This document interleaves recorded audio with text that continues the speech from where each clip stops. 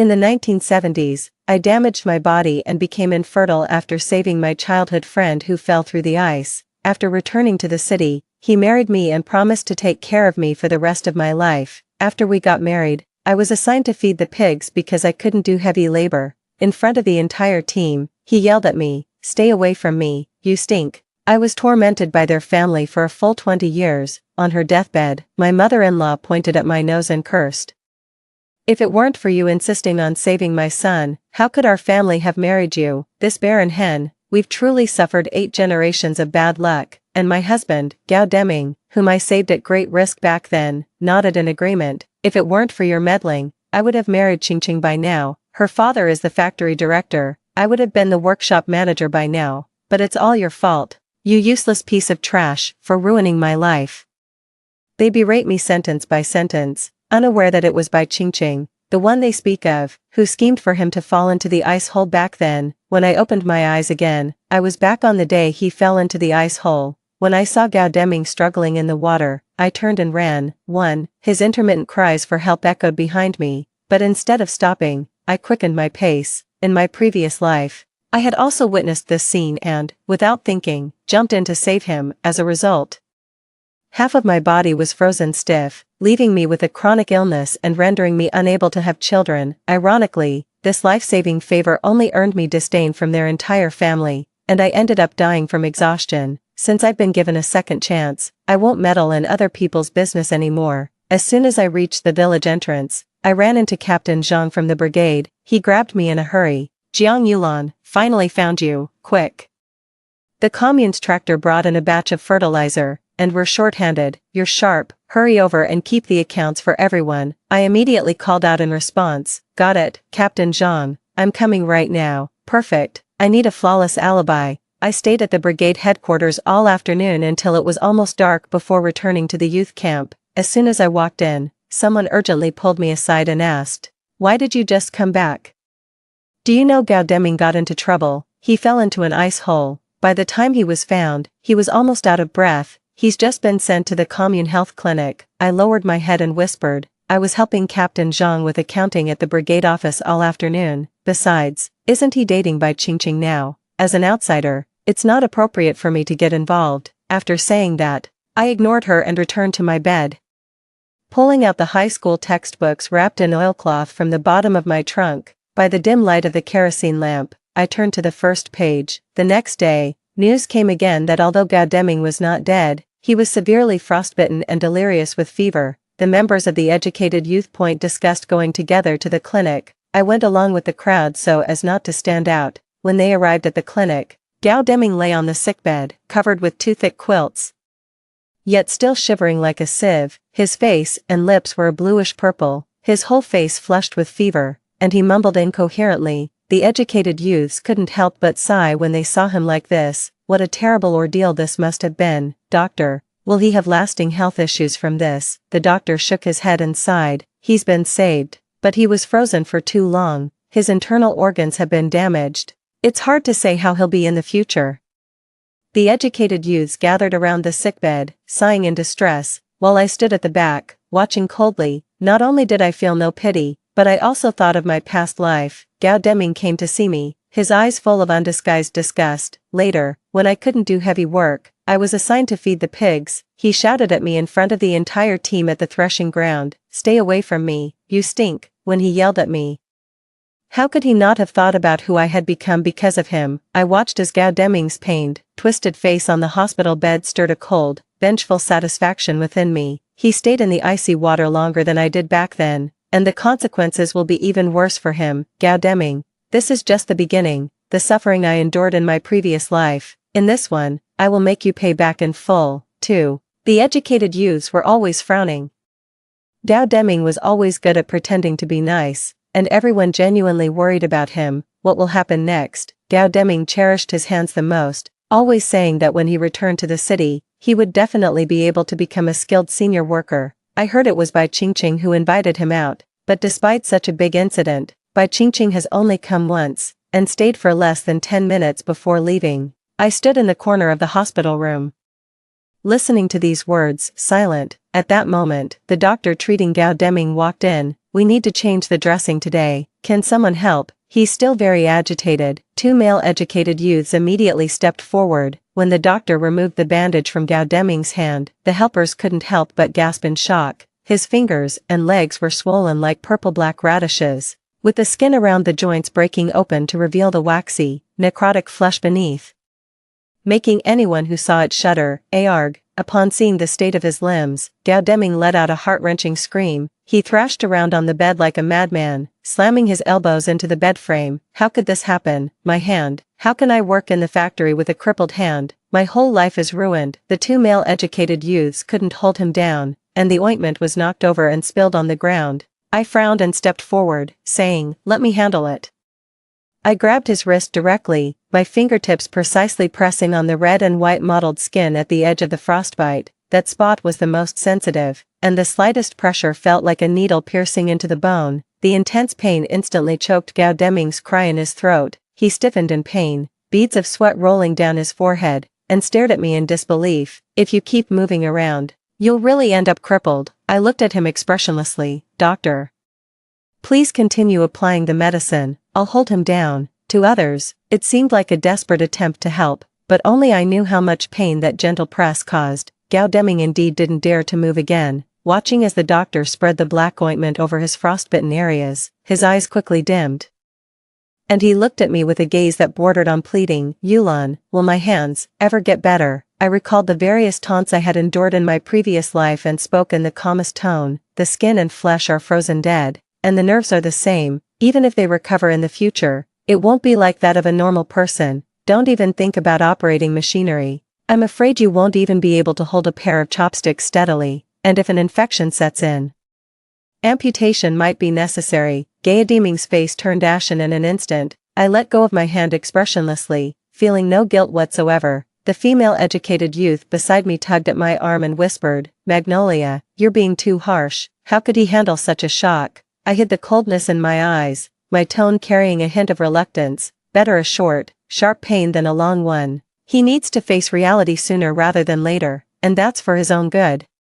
Compared to when he called me a useless waste and said I disgusted him in front of the entire team, what's this in comparison? Didn't he regret being saved by me in his previous life? Now he has finally gotten what he wished for. 3. Gao Deming is lying in the clinic, and the people from the Educated Youth Point have agreed to take turns sending someone to take care of him every day. A few days later, it was my turn. As I carried a basket of steamed corn buns over, Gao Deming was lying in bed, sighing heavily. Two male educated youths left early to help the villagers with their work. Seeing that it was me, a flicker of disappointment crossed his face. He remained silent for a while, but eventually, his hunger got the better of him. He pointed to the cold, hardened corn bun and spoke in a hoarse voice. "My hands don't work. Break it up for me and feed me a few bites." His tone carried an air of unquestionable command. I looked at him, unmoving. In my past life, I had a high fever, felt weak all over, and couldn't get out of bed. I wanted him to help me get a cup of water and feed me. Instead, he looked impatient and slammed the enamel cup down on the bedside table.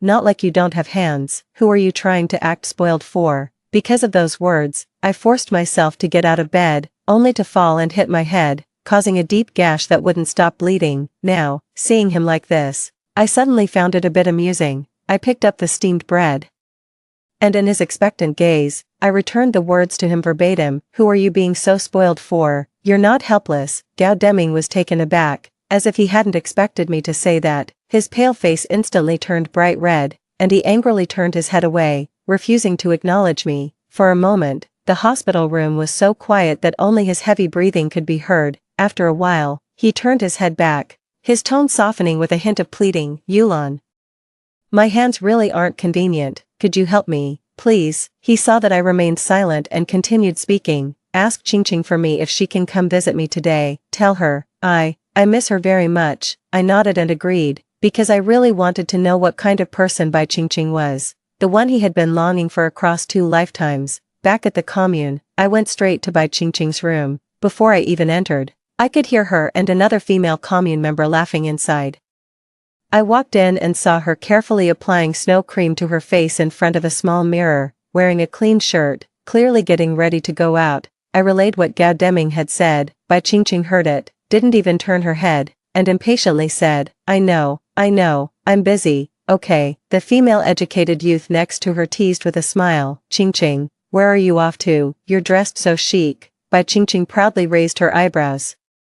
The cadre Wang invited me to watch a movie in the county tonight. If I'm late, I'll miss the beginning. After saying that, she seemed to just remember Gao Deming, and turned back to say perfunctorily to me, tell him that I'll visit him when I have some free time. When I returned to the clinic, Gao Deming immediately propped himself up, eagerly asking me, what did Ching say? Is she coming over right away? I told him by Ching's exact words without any alteration.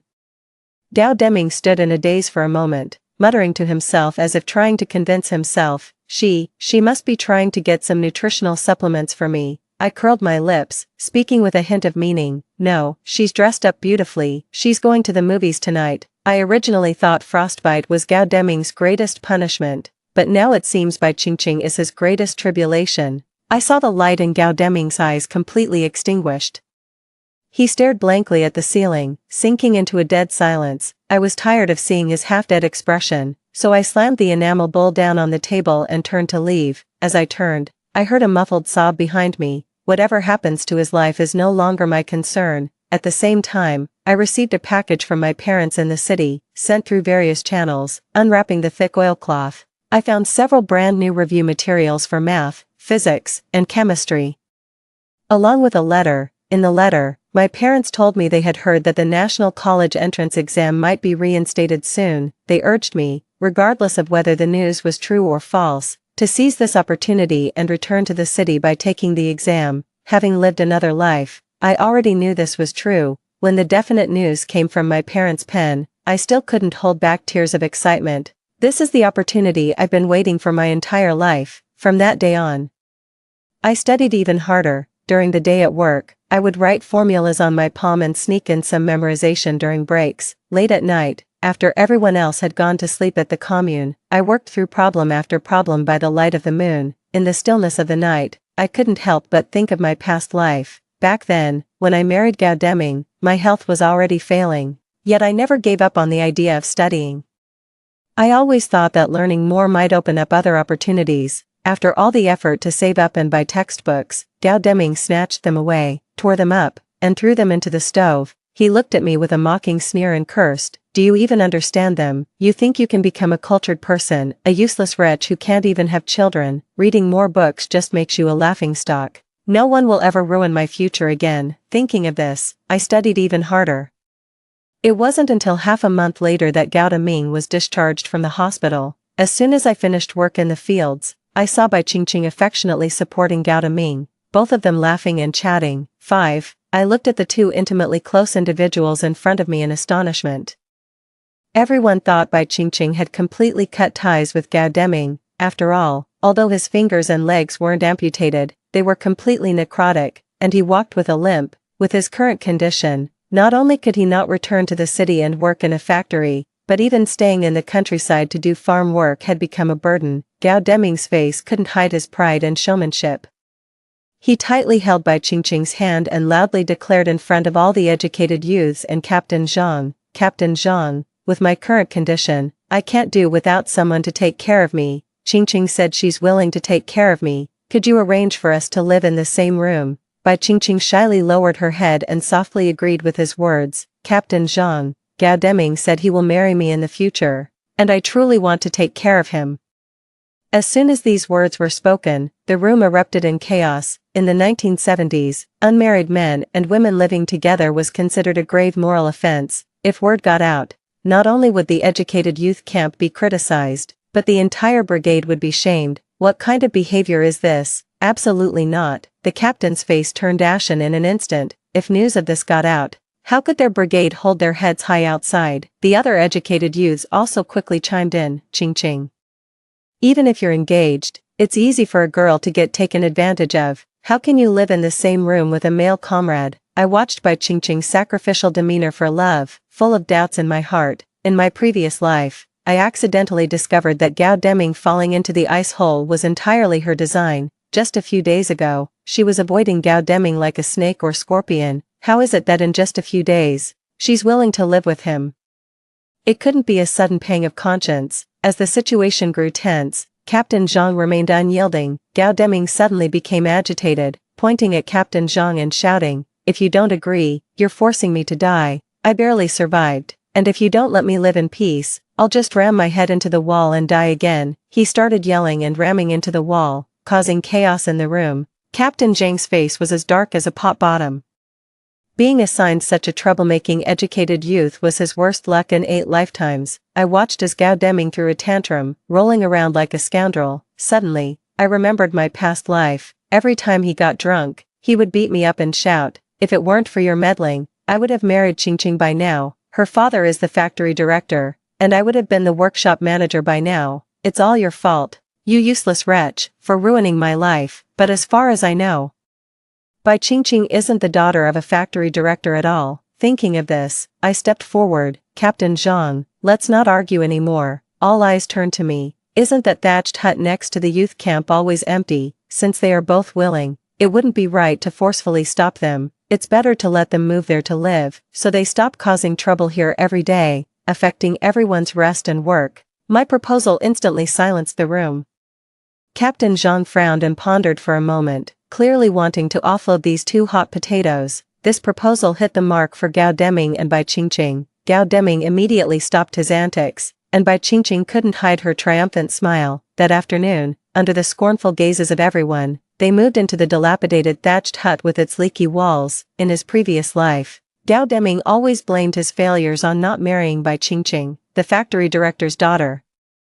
This time around, I'll do them a favor and personally bring them together. I want to see how high he can soar in this life without my burden holding him back. 6. After Gao Deming and Bai Qingqing moved out, life at the educated youth point became much quieter. I used all the extra time I saved for studying. For me, the college entrance exam was the only chance to change my fate, and I couldn't afford to mess it up. However, life was clearly not easy for Gao Deming and Bai Qingqing.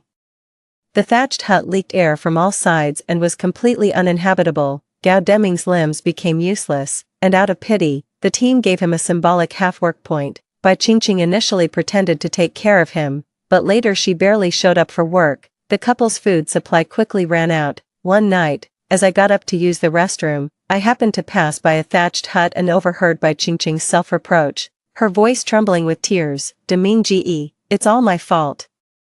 I'm so weak. I can't even help you share the burden. Seeing you suffer, it hurts me more than anyone else. I'm not afraid of enduring hardships here. I'm afraid we won't have a future." Gao Deming was so moved by her tenderness that he held her tightly in his arms, comforting her. "There will be a way, Qingqing. Once I return to the city, everything will get better." Bai Qingqing was crying like a pear tree in the rain. "But your hand, even if you return to the city, the factory won't want a worker who can't do the job, so what do you suggest we do?" Gao Deming's voice grew anxious. Bai Qingqing, as if determined, earnestly said, "Deming, can I go in your place?" Gao Deming was visibly stunned. Bai Qingqing quickly explained, "Listen to me, give me your spot, and I'll go back to the city and get a factory job first. I'm young and strong, I can earn money. Once I settle down, I'll send all my salary to you and find a way to get you back for treatment through connections. We only have this one chance. We must use it wisely so that both of us can survive." Every word she said was for their future. Hearing this, I sneered inwardly.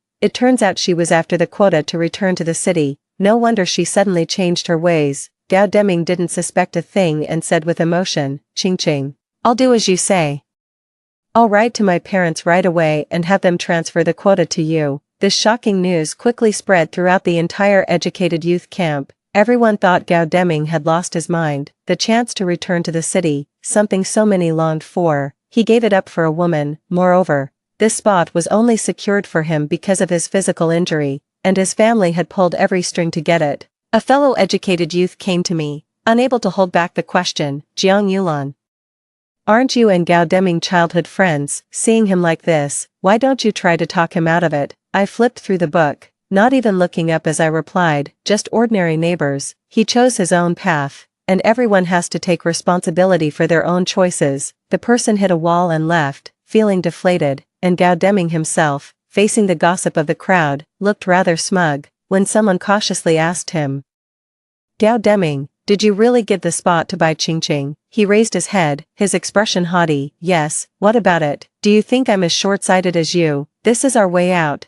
you wouldn't understand, this is called love. I stood not far away, coldly watching his blissful face, feeling nothing inside. People around him looked like they wanted to say something but eventually just shook their heads and walked away, probably thinking he's really lost it. 7.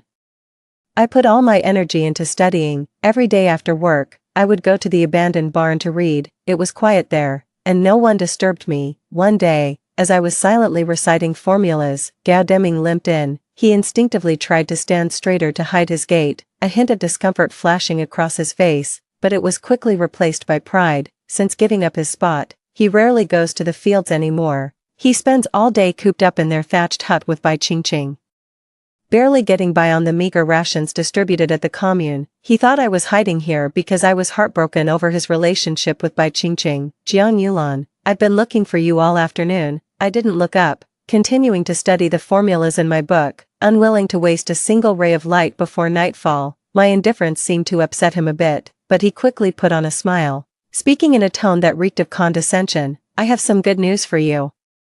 Qingqing has already gotten my application form for returning to the city and finding a job. Once her father finishes the paperwork in the city, she'll be a formal worker at a state-owned factory. He paused, his eyes fixed on me, as if waiting for me to show signs of pain or jealousy. Seeing that I showed no reaction, he emphasized his tone. We're getting engaged soon. Once she settles down in the city, she'll come back for me. He probably thought those words would hurt me, that I still liked him as I used to. Unfortunately, he didn't know he was already forgotten by me. I slowly raised my head only after silently reciting the last formula. Watching his smug expression, I found it utterly ridiculous. He continued speaking, his voice filled with an inexplicable certainty. I know you've always wanted to marry me, but love cannot be forced. The only person I love is Qingqing. My mind was filled with question marks as I listened to him.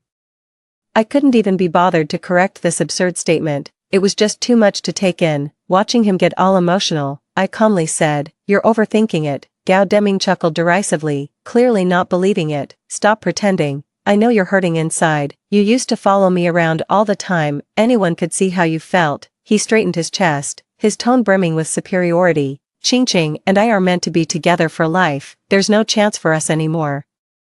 I raised an eyebrow and offered a calm congratulations. "Congratulations, and may you have children soon." Gao Deming's smile froze. He clearly hadn't expected me to react this way. I didn't give him a chance to continue speaking, pointing at his figure blocking the light. "Excuse me, you're blocking the light." 8. Gao Deming's pride didn't last long. After Bai Qingqing got the application form to return to the city, she stopped working in the fields altogether, cutting off their last source of work points. Without work points, their food supply quickly ran out. Gao Deming had no choice but to drag his crippled leg and repeatedly borrow food from the canteen. At first, some people still helped him out of old feelings, but after a while, no one could afford to do so anymore. Everyone was tied on their own food supply, and no one was willing to give endlessly. The conflict erupted completely at the autumn harvest labor discipline struggle meeting.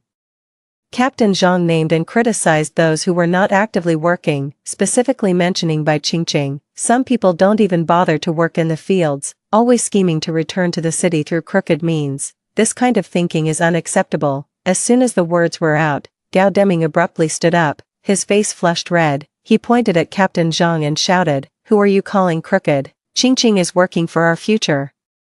She's going back to the city to find a job first, so I have something to look forward to later. What do you know?" A male educated youth couldn't take it anymore and stood up to refute. "Gao Deming, are you crazy? You give her the spot, and do you really think she'll care about you once she's back in the city? If she really cared, would she just watch you beg all over the place every day? You don't need to." Gao Deming's emotions completely spiraled out of control. "You're just jealous that someone loves me, jealous that we'll have a good life in the future." He grew more and more agitated, limping forward as if ready to confront the male-educated youth physically. The scene instantly descended into chaos. "Enough." Captain Zhang slammed the table, his face darkening. Seeing Gao Deming, who couldn't be reasoned with, he lost his last shred of sympathy and announced publicly, "Gao Deming, you refuse to repent, insult your comrades, and from today onwards, all your work point subsidies and grain rations will be revoked. We will compile your case and report it to the commune." The entire room fell silent in an instant. "This means Gao Deming won't get a single grain of food here. Everyone thought he would be afraid to admit his mistake. He let out a cold laugh and sat down nonchalantly. Who cares? My family will send me money and grain coupons. A bunch of peasants. After the meeting, everyone silently avoided him. He had become completely isolated. But it seems he's blaming me for the source of his isolation. One evening, he blocked me at the entrance of the educated youth camp, his eyes dark with resentment. Jiang Yulan, if you had stopped me from going out to look for Qingqing, I wouldn't have fallen through the ice, and my limbs wouldn't have been injured. He spoke as if it were a matter of course, as though my failure to stop him was the root cause of his disability. I find it utterly speechless, even a bit ridiculous. I looked at him and calmly asked, "Are you 3 years old? Do you need someone to watch you when you go out?" He was momentarily stumped, his face filled with deeper resentment, and he glared at me fiercely before turning and leaving. A few days later, the brigade sent me to the county to deliver materials. I happened to see Gao Deming as I passed the corner. He furtively pulled something out of his coat and spoke in a hushed voice to someone. I recognized it, a Shanghai brand watch. A coming-of-age gift from his family. He had always treasured it, but now it was clear he was planning to sell it. 9. With the hope of returning to the city, I've been receiving frequent letters from home lately. In the letters, my parents mentioned Gao Deming, who told them he got engaged in the countryside. The fiancée is the daughter of a factory director, and he asked them to send the tickets for the 3 turns and 1 ring as betrothal gifts immediately. They also mentioned that Gao Deming's parents are now bragging to all the neighbors. They boast that their son is doing well, has found a partner from an official family, and has a bright future ahead. They always have to take a dig at our family, feeling relieved they didn't get engaged to our daughter from an ordinary working-class family. This incident really angered my parents, and they cursed the Gao family several times in their letter. What's there to be proud of, emptying your savings for a daughter-in-law you've never even met? But they also nervously asked me if I still liked Deming Gao. The letter subtly implies that the Gao family is unreliable, their family values are poor, and they are snobbish. After reading the letter, I looked at my parents' strong and confident tone, and I couldn't help but feel like crying. In my previous life, I was abused, and my parents fought hard to help me get a divorce, but they were condemned by everyone. In the end, it was the elderly who had to see me, the younger one, off. I can't wait to return to their side and show my filial devotion. A few days later, a piece of news set the entire youth camp abuzz. The National College entrance exam is being reinstated. On the day the official document reached the brigade, everyone went crazy. Rummaging through their belongings for high school textbooks, everyone's faces showed a mix of excitement, confusion, and panic as they scurried around asking about the exam news. I too felt a mix of excitement and nervousness. Although I had reviewed every textbook I could find, I still feared my preparation wasn't enough. All the educated youths began burning the midnight oil, cramming for the college entrance exam. Bai Qingqing was the only exception. She neither sought books nor inquired about news, as if the resumption of the college entrance exam had nothing to do with her. One evening, while passing by the brigade warehouse to fetch water, I accidentally saw 2 people meeting. I stopped and realized one of them was Bai Qingqing. Another man was Comrade Wang, who was in charge of the affairs of the educated youth in the commune. I couldn't help but laugh. Gao Deming's family had spent all their savings on her, only to find out that he wasn't even a backup plan. 10. I heard Bai Qingqing say triumphantly, "I've got my ticket back to the city, you'd better marry me when I return." Comrade Wang smiled, his tone tinged with condescension. "You're living with Gao Deming every day now. Nothing's going on, right?" Bai Qingqing pouted. "What are you afraid of? He sleeps like a dead pig, and I sneak out to be with you every night, don't I? You haven't seen how disgusting his wounds are. They're so gross that I can't even eat. I did it all for you. Once we drain his family's money, we can go back to the city and buy a big house." Then came the sound of their passionate, lingering kiss. Only after they were far away did I quietly return to the dorm with my bucket. I pretended nothing had happened. Gao Deming being deceived. I couldn't have clapped harder. I'm not getting involved in their messy affairs. The other educated youths also noticed that Bai Qingqing went out every day dressed to the nines. She's coming back later and later, sometimes not returning at all. Everyone can't help but gossip about it in private. Once Gao Deming overheard, he almost started a fight again. In his eyes, Bai Qingqing did everything for his sake. He gave all the money and grain coupons sent by his family to Bai Qingqing, but they were quickly spent. The canteen had long stopped providing him with food.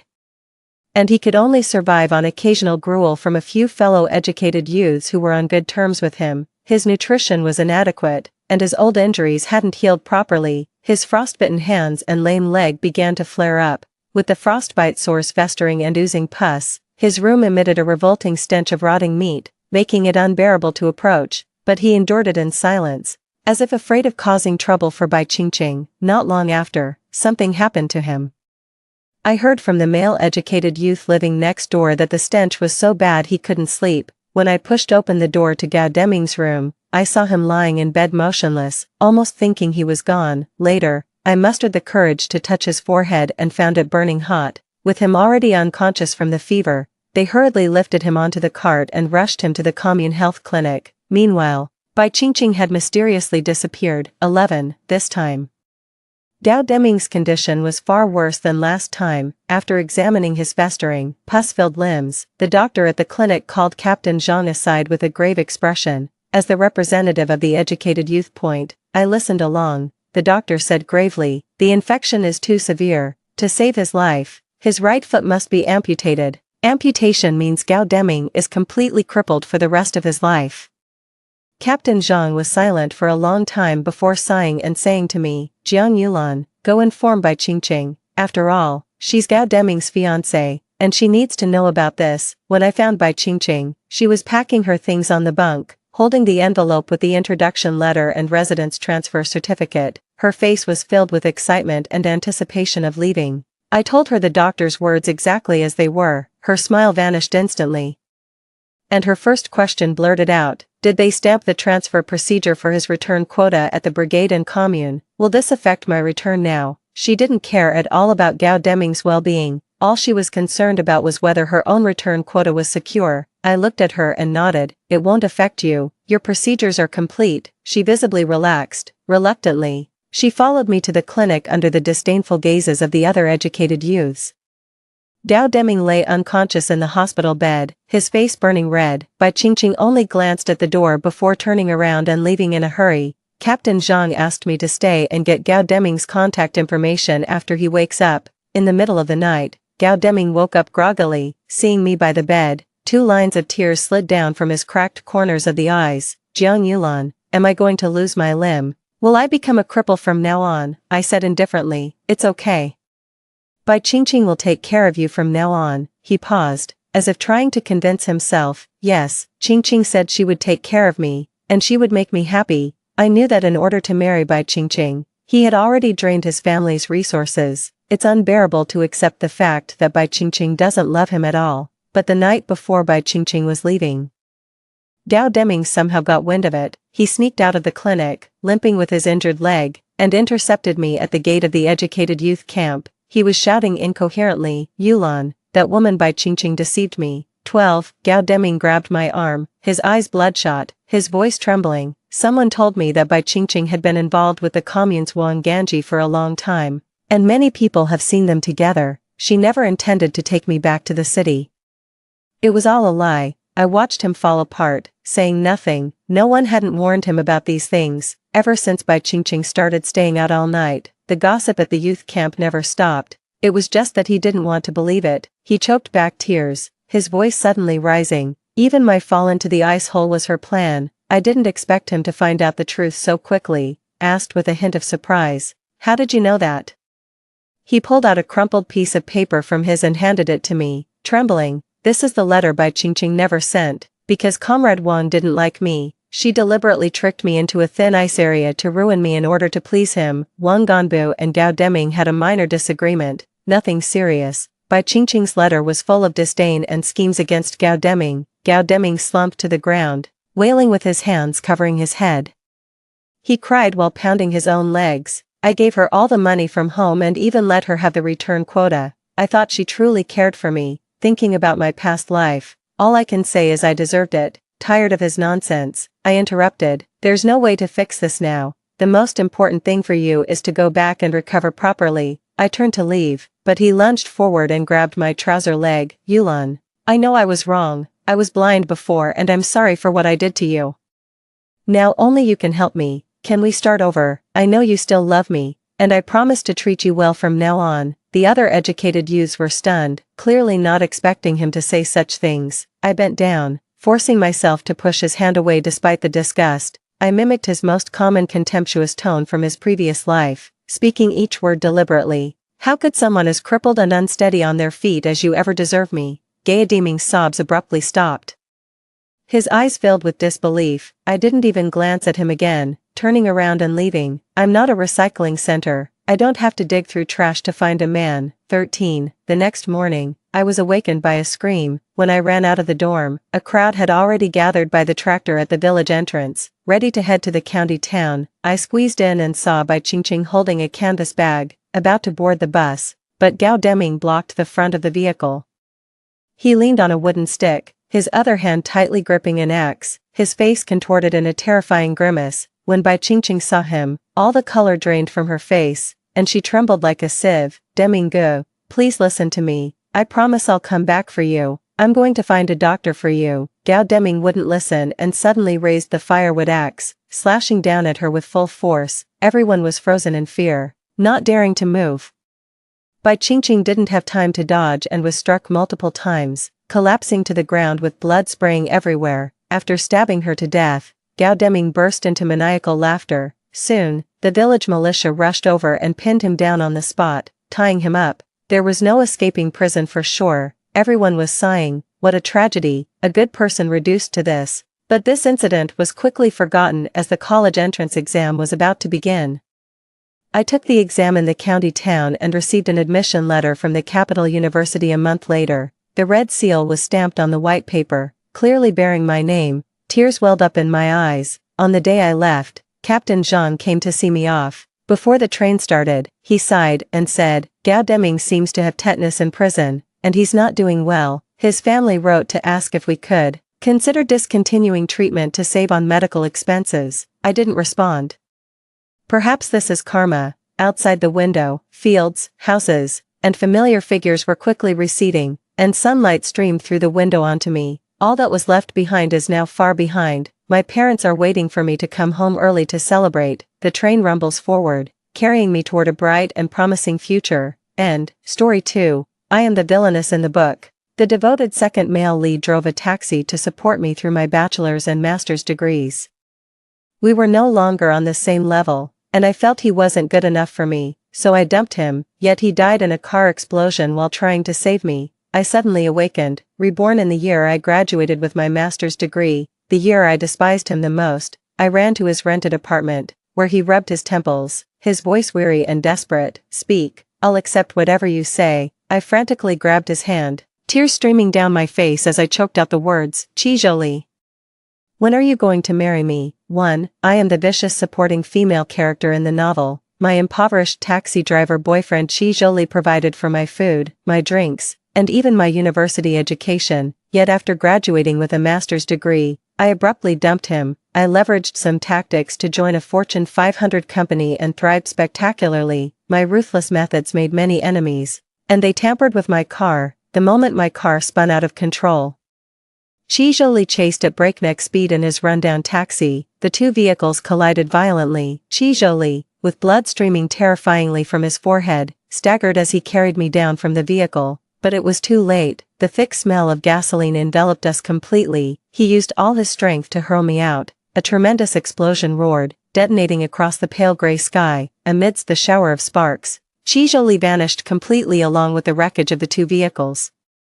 I distinctly remember the moment he threw me out. He said to me, Qinyan, I love you. Live well. How could there be such a foolish person in this world? I'm not worthy of his kindness at all. Qizhou, you big idiot. I finally awakened, filled with regret for my past actions. I was about to rush over like a madman, but the rescue team held me back. Danger. Don't go over there. They're already dead. Yes, Qizhou is dead. The person who treated me best in this world is gone. And my life will never have him again. Crying until one's heart and liver feel torn apart. When I opened my eyes again, I had actually been reborn. I was reborn 6 years earlier, on the day of my graduate school graduation ceremony, too. But this was no ordinary graduation ceremony. I stood on the podium with a gathering of business elites and dignitaries below the stage. Each of them was a prominent figure in the business circle. simply securing an offer from one of these big shots would elevate me to the clouds, like a carp leaping over the dragon gate. I would soar to success from then on. But I know that talent alone isn't enough to break into the top tiers of the strong and prosperous, for someone like me, born from humble roots with no family background. There may be shortcuts, but they're not honorable, so, very quickly, I caught someone's attention, just finished introducing my resume, stepped down from the stage, drinking water. A man in a tailored suit approached. He was Gu Jingqing, the general manager of Yadin Group, holding a high position. He controlled the career fate of half the fresh graduates. In my previous life, I slept with him once, and the next day I received an employment offer from Yadin Group. At this moment, he locked onto me as his prey, a look of confident determination flashing across his face. Miss Chen, I've had my eye on you for a while. Not only are you exceptionally beautiful, but your talents are equally impressive. I particularly admire you. I forced a smile and said, thank you. I turned to leave, but he wouldn't let me. Could you give me a chance to become your talent scout? Gu Jingqing is a very dangerous man. He fell for me as his bed warmer, yet feared my capabilities. In my 6th year at Yadin Group, I consistently topped the sales charts annually, bringing substantial profits to the company. My position kept breaking promotion conventions, rapidly approaching Gu Jingqing's role as general manager. For businessman Gu Jingqing, women are far less important than profit, and my existence seriously threatens his position. So he craftily leaked the news that I was his mistress to his actress wife Xing Xian, since her reputation and value are tied to Gu Jingqing. She had no choice but to eliminate me. The tampering with my car was orchestrated by this woman. To stay alive, I would never seek death in this lifetime, but the plot's progression inevitably leads me to confront Gu Jingqing again. His gaze never left me as he casually picked up a glass of red wine from a passing waiter's tray and clinked glasses with me. Drinking water is so dull, we should have wine. As he spoke, he replaced the water in my hand with a high-alcohol Penfolds red wine. After finishing one glass, he immediately refilled it for me, then slowly leaned in to whisper in my ear, people with your level of education are a dime a dozen in society. Without connections, you have no real advantage. I subtly stepped back a few paces, but he persistently closed the distance again. He directly reached his hand to my waist. But I can help you, on the condition that you give me some benefit. 3. I felt so disgusted I nearly vomited, just as I was about to break free from him. My shrewd female mentor Lu Yuping approached. She pushed me toward Gu Jingqing. Oh my, President Zhou, long time no see. How have you been considering the project I mentioned last time? Gu Jingqing's rough palms began rubbing against the small of my back. Despite Lu Yuping's meaningful glances, I clearly slapped away Gu Jingqing's hand. Gu Jingqing's face immediately darkened. I was just about to have my assistant send you the contract. He glanced at me again, clearly shifting the blame. I don't think it's necessary now. Gu Jingqing left in a huff, with Lu Yuping chasing after him unwillingly. She ended up being rebuffed and angrily confronted me. What's going on with you? Didn't we agree? You sleep with him, you get your job secured, and my project can proceed smoothly. Her calculations were crystal clear, using me as a stepping stone to effortlessly climb into upper business circles. Lu Yuping was 40 but well-maintained with a good figure. I sized her up and smirked faintly. Why don't you go yourself? Maybe Gu Jingqing wouldn't mind. After all, once the lights are off, everyone's the same. Lu Yuping's eyes nearly popped out of her head in anger. I have a husband. Oh, so she still knows about propriety and shame. Then I have a boyfriend too. I could never do something to betray him. After speaking, I took the resume form and headed towards the exit of the hall. Humph. With that shabby boyfriend of yours, even if he works himself to death driving a taxi his whole life, he wouldn't earn a fraction of Gu Jingqing's pocket change. Lu Yuping curled her lips and sneered. I've been trying to talk sense into you since your first year of grad school. I thought you'd finally understood, but it seems you've grown older without growing wiser, stubborn as ever, destined to stay in the lower class your whole life. In my past life, Lu Yuping and I were cut from the same cloth, less brainwashed, more like birds of a feather flocking together. Yet I took advantage of Qi Zhouli sending me money every month, so I strung along this easy mark while following Lu Yuping into wealthy circles, chasing fame and fortune. She'd invested too much effort nurturing this sapling, me, to watch her labor flow away like spilled water. In no time, she approached with a face-changing swiftness reminiscent of Peking opera. Chen Yin, a girl's chastity isn't always that important, just take off your clothes. Lie down. and a future full of happiness will be waiting for you. Be good now, listen to your teacher's advice, go and appease Mr. Zhou. I also smiled and waved at Gu Jingqing, who hadn't gone far yet. Both Lu Yuping and Gu Jingqing thought I'd come around, their faces creased with smiles, but the first sentence out of my mouth pissed them off thoroughly. President Zhou, my teacher said if you don't mind, she'll devote all her efforts to accompany you tonight. Aren't you disgusted at your age? Take a piss and look at yourself in the puddle. Gu Jingqing, having suffered setbacks twice in a row, vented all his resentment on Lu Yuping. Chen Yan, well done, I can reject your graduation thesis and make sure you don't get your diploma. Lu Yuping trembled with rage, and I patted her shoulder. During my postgraduate studies, you exploited me repeatedly. My labor and compensation were never equitable. Projects I worked on tirelessly day and night were published under your name alone. Lu Yuping, your vanity left no room for genuine mentorship, and you passed me off to another professor. You probably forgot that I was already that professor's student, and you even signed my transfer application. Most advisors are good, but Lu Yuping is too self-interested. She doesn't want to put effort into me, yet tries to gain benefits from me. Let her indulge in her pipe dreams. After venting out, I felt refreshed and clear-headed. Turning around, I saw Qi Zhou standing at the banquet hall entrance in the distance. His clothes were worn, his eyes weary, as if he had just come from a great distance. In my past life, he scrimped and saved to put me through college and graduate school. Yet I told him not to come to my graduation ceremony, but he came secretly anyway, even if it meant hiding in a corner. He just wanted to witness my moment of glory with his own eyes. It was on this day that he saw me getting into Gu Jingqing's car, witnessing his girlfriend in another man's bed, but fortunately, the timeline of rebirth hadn't reached that point yet. Seeing him standing perfectly fine before me, I nearly cried, forcing back the stinging in my eyes. I rushed over and pulled him into a tight embrace. Qi Zhou, I miss you so much. The familiar scent on him made tears stream uncontrollably down my face. He froze for a moment, raising his hand to wipe my tears, but as if remembering something, his hand dropped powerlessly. I hadn't washed my hands or taken a shower. Then he indifferently pushed me away. You'd better stay away from me. Don't dirty your graduation gown. Someone deliberately directed everyone's attention to me and Qi Zhou.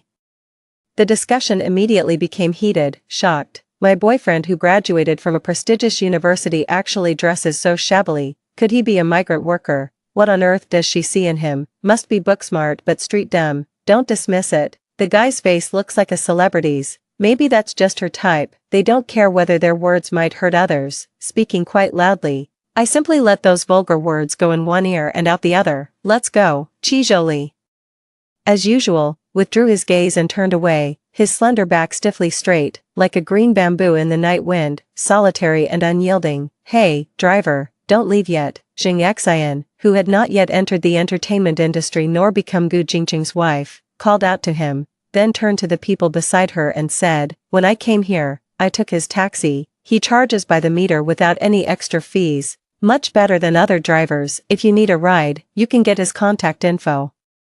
I thought no one would respond to this rude proposal, but someone just crossed their arms and laughed. Sure, later you can send me his contact info. My family's driver hasn't had a vacation in a while. I looked carefully to see which group of chickens was making noise. Turns out it was Lu Yuping's clique of sisters from the same department, because my project achievements have repeatedly been commended and recognized by school leaders. These people can't stand to see me doing well. Xing Xian, the instigator, walked over and said to me with a smile, Chen Yan, I brought so much business to your boyfriend, shouldn't you treat me to a thank you meal? Like me, Xing Xian came from humble beginnings. She worked hard to fight her way from a backward small village to the big city. She was always the top student in school, until she met me. If those rich girls couldn't stand seeing the poor improve, then Xing Xian simply hated me for being better than her. In my previous life, I told her, you were married to Gu Jingqing for only 3 years, but I was his mistress for 6. She was utterly enraged and, with Gu Jingqing's instigation, ended up killing me. Unaffected by them, I instead clung to Qi Zhou's arm like a treasure and said to Xing Xian with a smile, forget about thanking me with a meal. After all, my boyfriend's car isn't just for anyone to ride in. Qi Zhou glanced down at me with a probing look.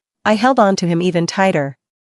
Usually it's customers who choose drivers, but with my boyfriend here, it's the driver who chooses. Sometimes he might kindly give a ride to some stray cat or dog, but people, that's not guaranteed. You called me worse than a dog or cat. I never said that. You're the one putting yourself in that category. You. Jing Xian flailed her arms wildly, raising her hand to hit me, but Qi Zhou intercepted her, then flung her aside, saying with an icy expression, I don't usually hit women.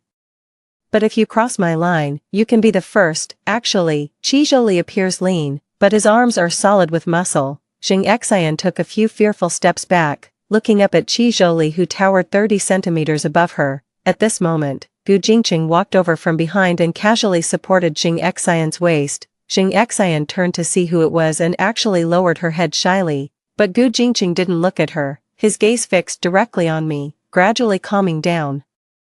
Gu Jingqing regained his usual boss-like demeanor. Chen Yan, I've always valued talent. I won't hold it against you for rashly rejecting me before. I'm magnanimous enough to give you another chance. Before leaving, Gu Jingqing cast a contemptuous glance at Qi Zhou, then suddenly froze. Have I seen you somewhere before? Qi Zhou raised a brow slightly, a faint curve appearing at the corner of his mouth. You remembered wrong. Gu Jingqing didn't think much of it.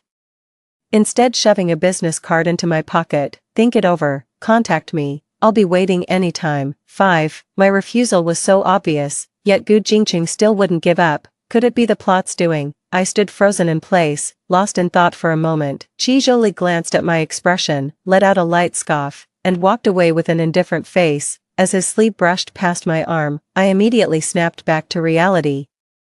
I hurled the business card into the trash bin with force and hurriedly chased after him. Qi Zhou, don't walk so fast, wait for me. Running too quickly, I didn't notice the ground and accidentally tripped over a small roadside stone. I let out an ouch and called out pitifully, Qi Zhou, it hurts so much. I rarely acted coquettishly towards him. Qi Zhou's figure stiffened momentarily before he turned back in fury and roared at me. Chen Yan, can't you stop being so hypocritical?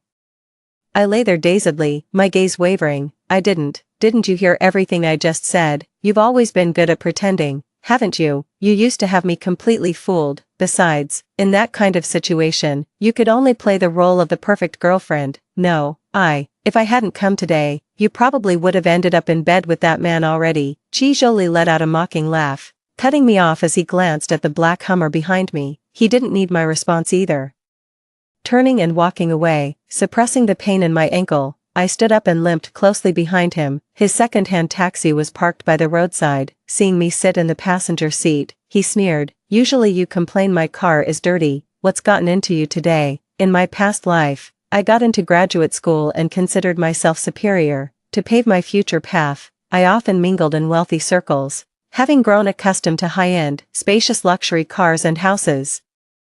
How could I possibly take a poor guy like Qi Zhou seriously? In daily life, I'd nitpick and find fault with him whenever I was displeased. When he tried to hug me, I'd push him away, disgusted that he hadn't showered. When he cooked meals and served them to me, I'd angrily scold him for using too much salt, accusing him of trying to kill me with saltiness. He wanted to drive me to school, but I was disgusted that his car had been sat in by so many people. It was unclean and unhygienic. I was even afraid my wealthy classmates would see me getting out of a shabby taxi and look down on me, refusing to associate with me. Thinking about it now, my past self was utterly inhuman. I wish I could slap myself twice across the face. I deserve to die. 6.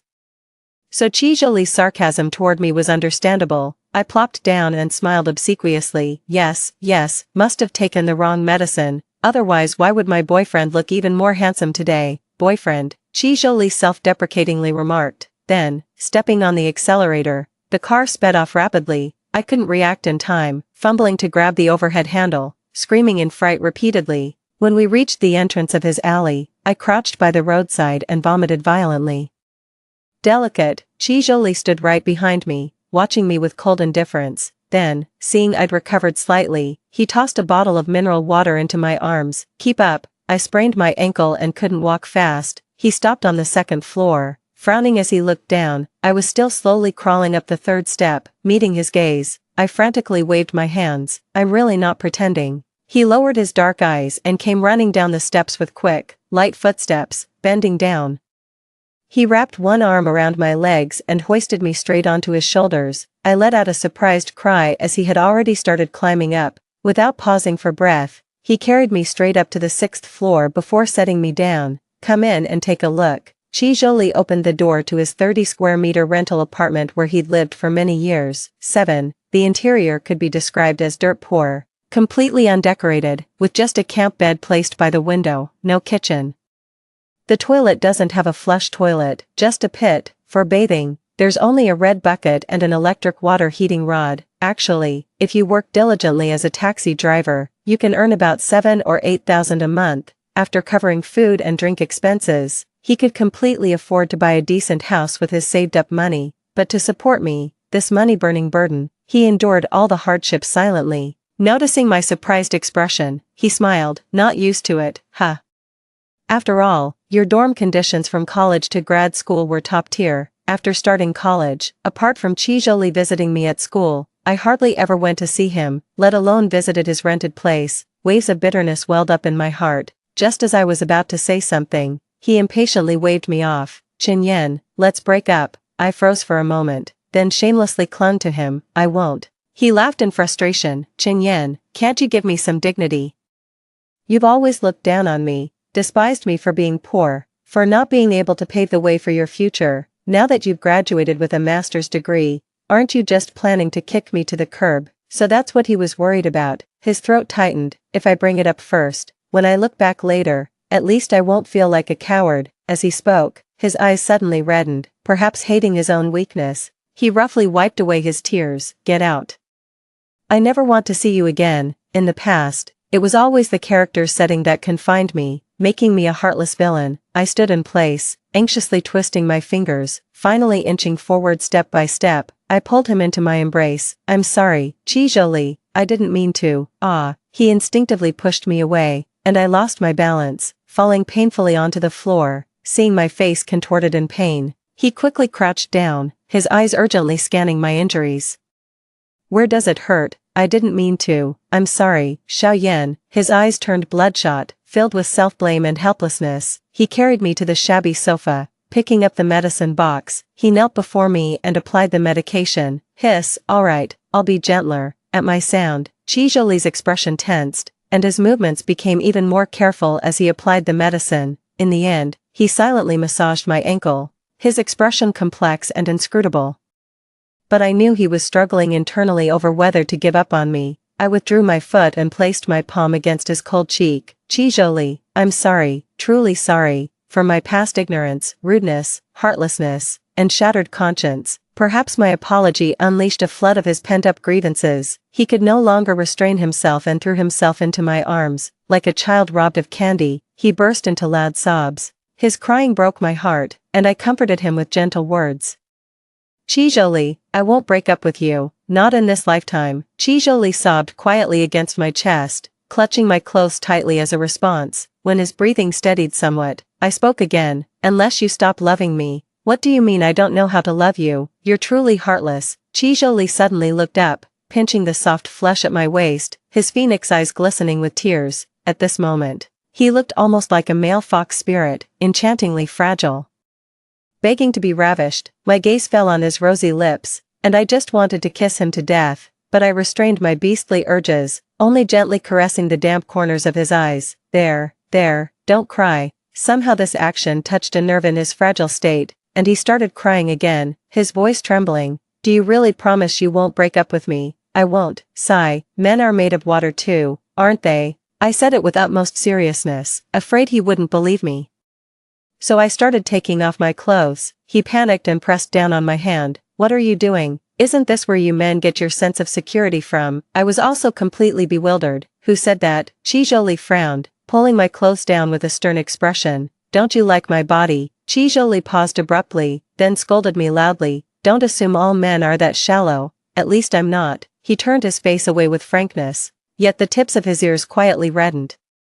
Then are you coming or not? I walked toward the bathroom while taking off my clothes. Chen Yan, he rushed over, preemptively entering the bathroom and locked the door behind him. That night, he was exceptionally rough, as if trying to melt years of grievances into a tempest of passion. I was driven to unconsciousness, yet his strength never waned as he greedily nibbled at my earlobe. In a daze, I heard him say, "Consider this your punishment. Let's live well together from now on." 8.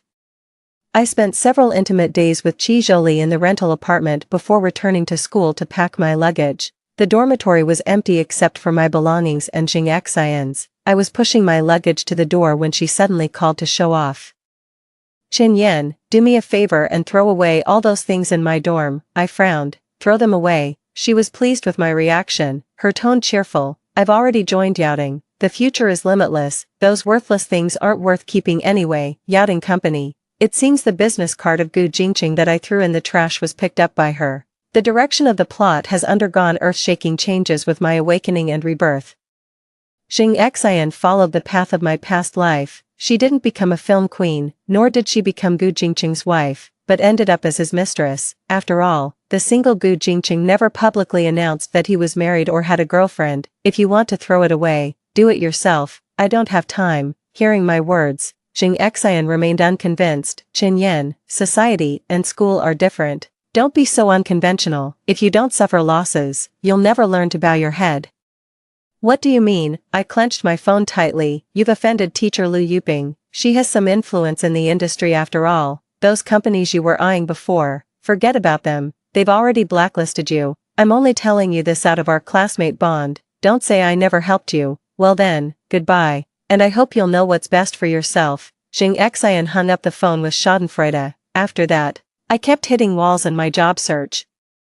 Resumes I sent out sank without a trace. And when I finally reached the final interview stage, one phone call overturned all my previous efforts. During this period, Gu Jingqing took advantage of the situation and proposed an improper relationship in exchange for my career prospects. I firmly rejected him. Meanwhile, my classmates were happily joining companies they were satisfied with, so, under the scorching sun, dressed in a proper business suit, I stood at the foot of Tingyao's office building. Since they'd driven me to a dead end, why not go with the flow, licking blood off the blade, dancing with wolves? The highest authority at Tingyao, the company's CEO, is a middle-aged woman named Lu Feng. She was Gu Jingqing's first love, and the company was also jointly founded by them in their youth. However, Lu Feng far surpassed Gu Jingqing in both intelligence and courage. As I mentioned earlier, Gu Jingqing didn't like women being more capable than him. Therefore, in the end, their relationship became worthless in the face of personal interests. The only thing keeping them working together now is mutual benefit. In the conference room, my resume was placed before Lu Feng. After lengthy questioning and explanations concluded, the short-haired and efficient Lu Feng crossed his hands on the desk, appearing completely at ease. "Compared to other candidates, where do you think your strengths lie?" A conventional question, if answered conventionally. It wouldn't be the style Lu Feng appreciates, because I'm the only female candidate among all the interviewees. As the words fell, all the male members present lowered their heads and laughed. Actually, I'm also gambling, betting that in this lifetime, Lu Feng will value me for my same-sex preference, just like in the previous life. Aside from my abilities, the sound of mocking laughter echoed shamelessly through the spacious room. Lu Feng forcefully knocked on the table.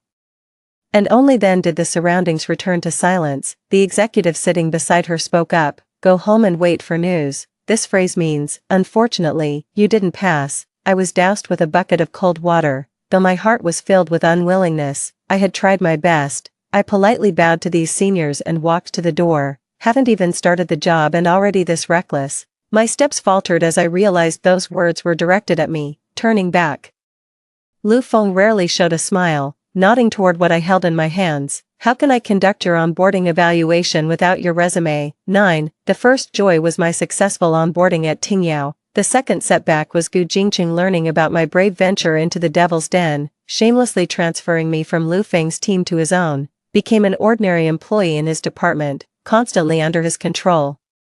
He often used the excuse of needing female company for business meetings to take me to various drinking parties, where he would take advantage of me while drunk. Jing Xian was also in his department, and every time she saw me, she wore a confrontational and hostile expression. That day, I temporarily escaped from the drinking party and was drying my hands in the restroom. Jing Xian followed me there. She angrily yanked me off balance and raised her hand to slap me. My head snapped to the side, my cheek burning with pain. "You shamelessly wormed your way into the company, and now you dare seduce Gu Jingqing right in front of me. Can't you stop being so cheap?" My thumb lightly brushed the corner of my mouth, coming away stained with blood. I smiled. "Who are you?" I looked up at her. A lawfully wedded wife, or a publicly announced girlfriend? With each word, Jing Xian's expression grew darker. trembling with rage to the point her shoulders shook. Who is she?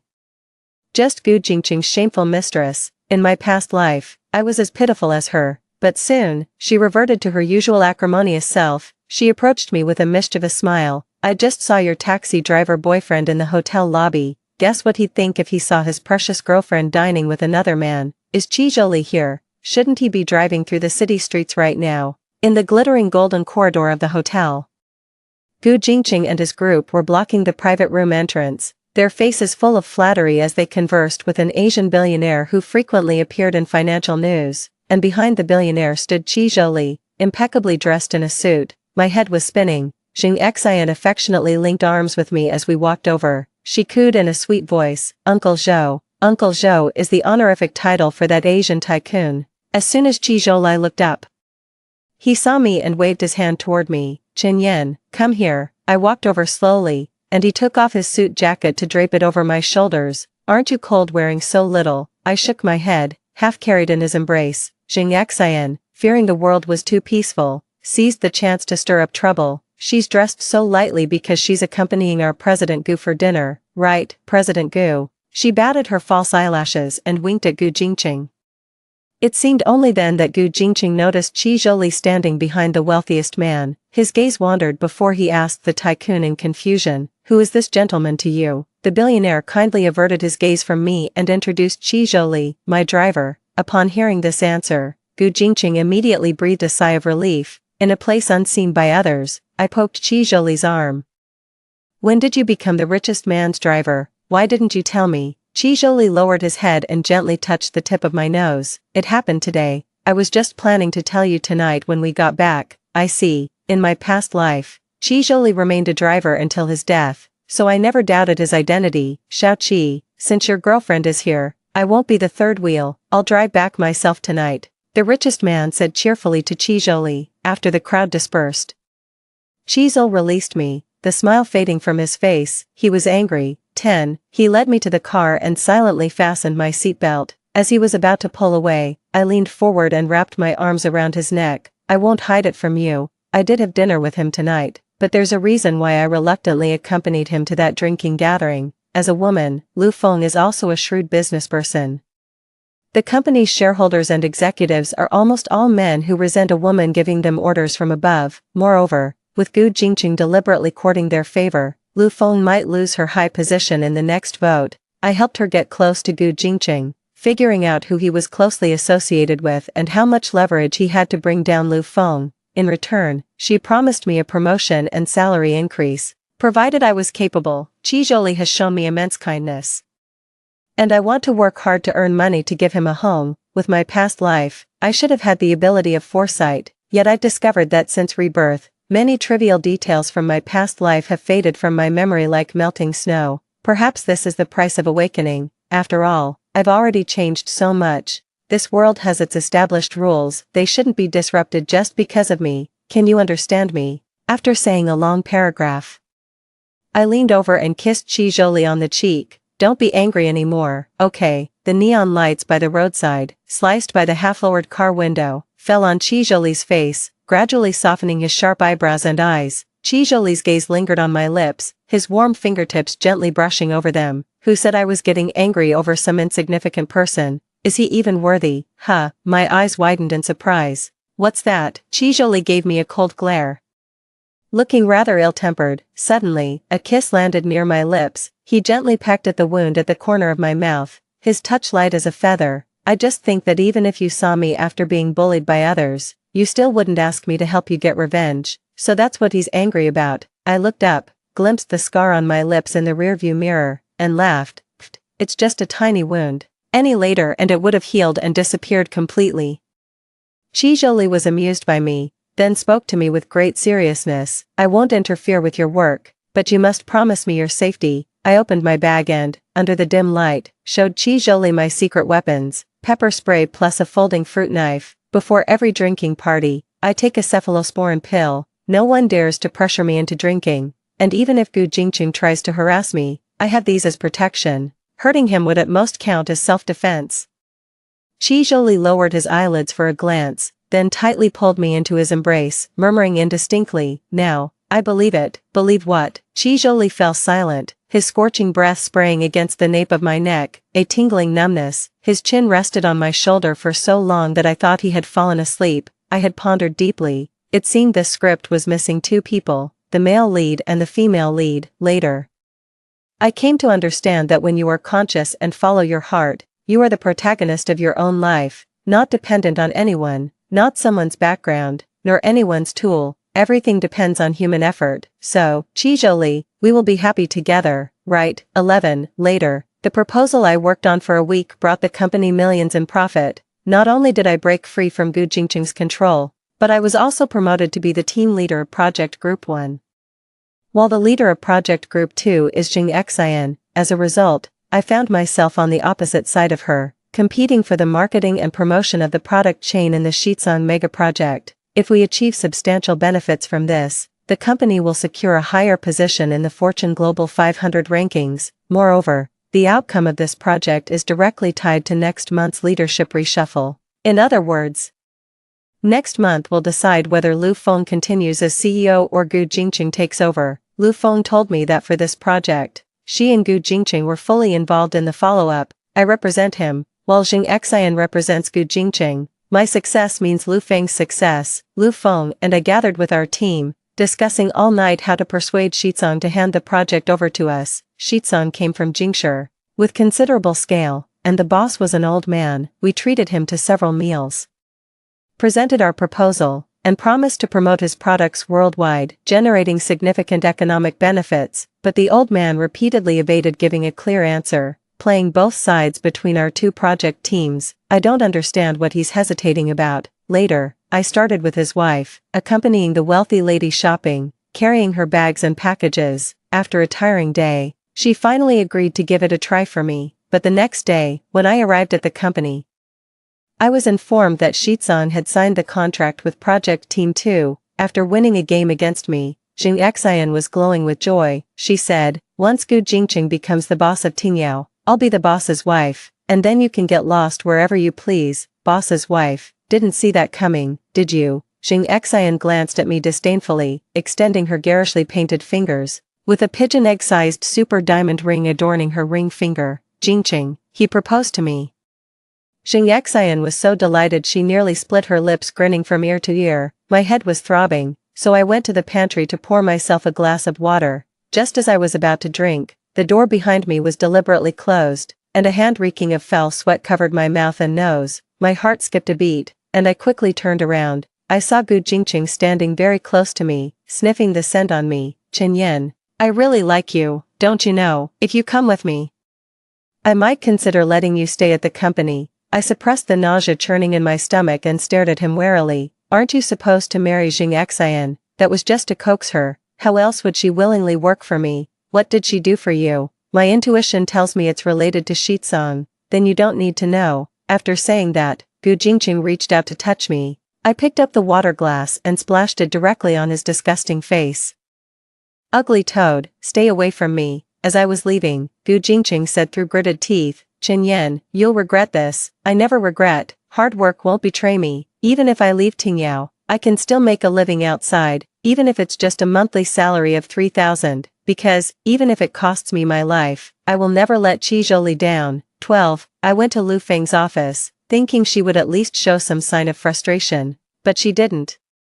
She, who always kept her head down reviewing data, was now surprisingly wearing headphones, eyes closed, enjoying the music. Firstly, I came to apologize to her for failing to live up to her expectations. Secondly, I came to submit my resignation. Lu Feng removed her headphones, her red lips curling slightly as she pushed my resignation letter back to me. I don't understand. Stay. Resigning can wait a little longer. She leaned back comfortably in her executive chair, eyes fixed on me.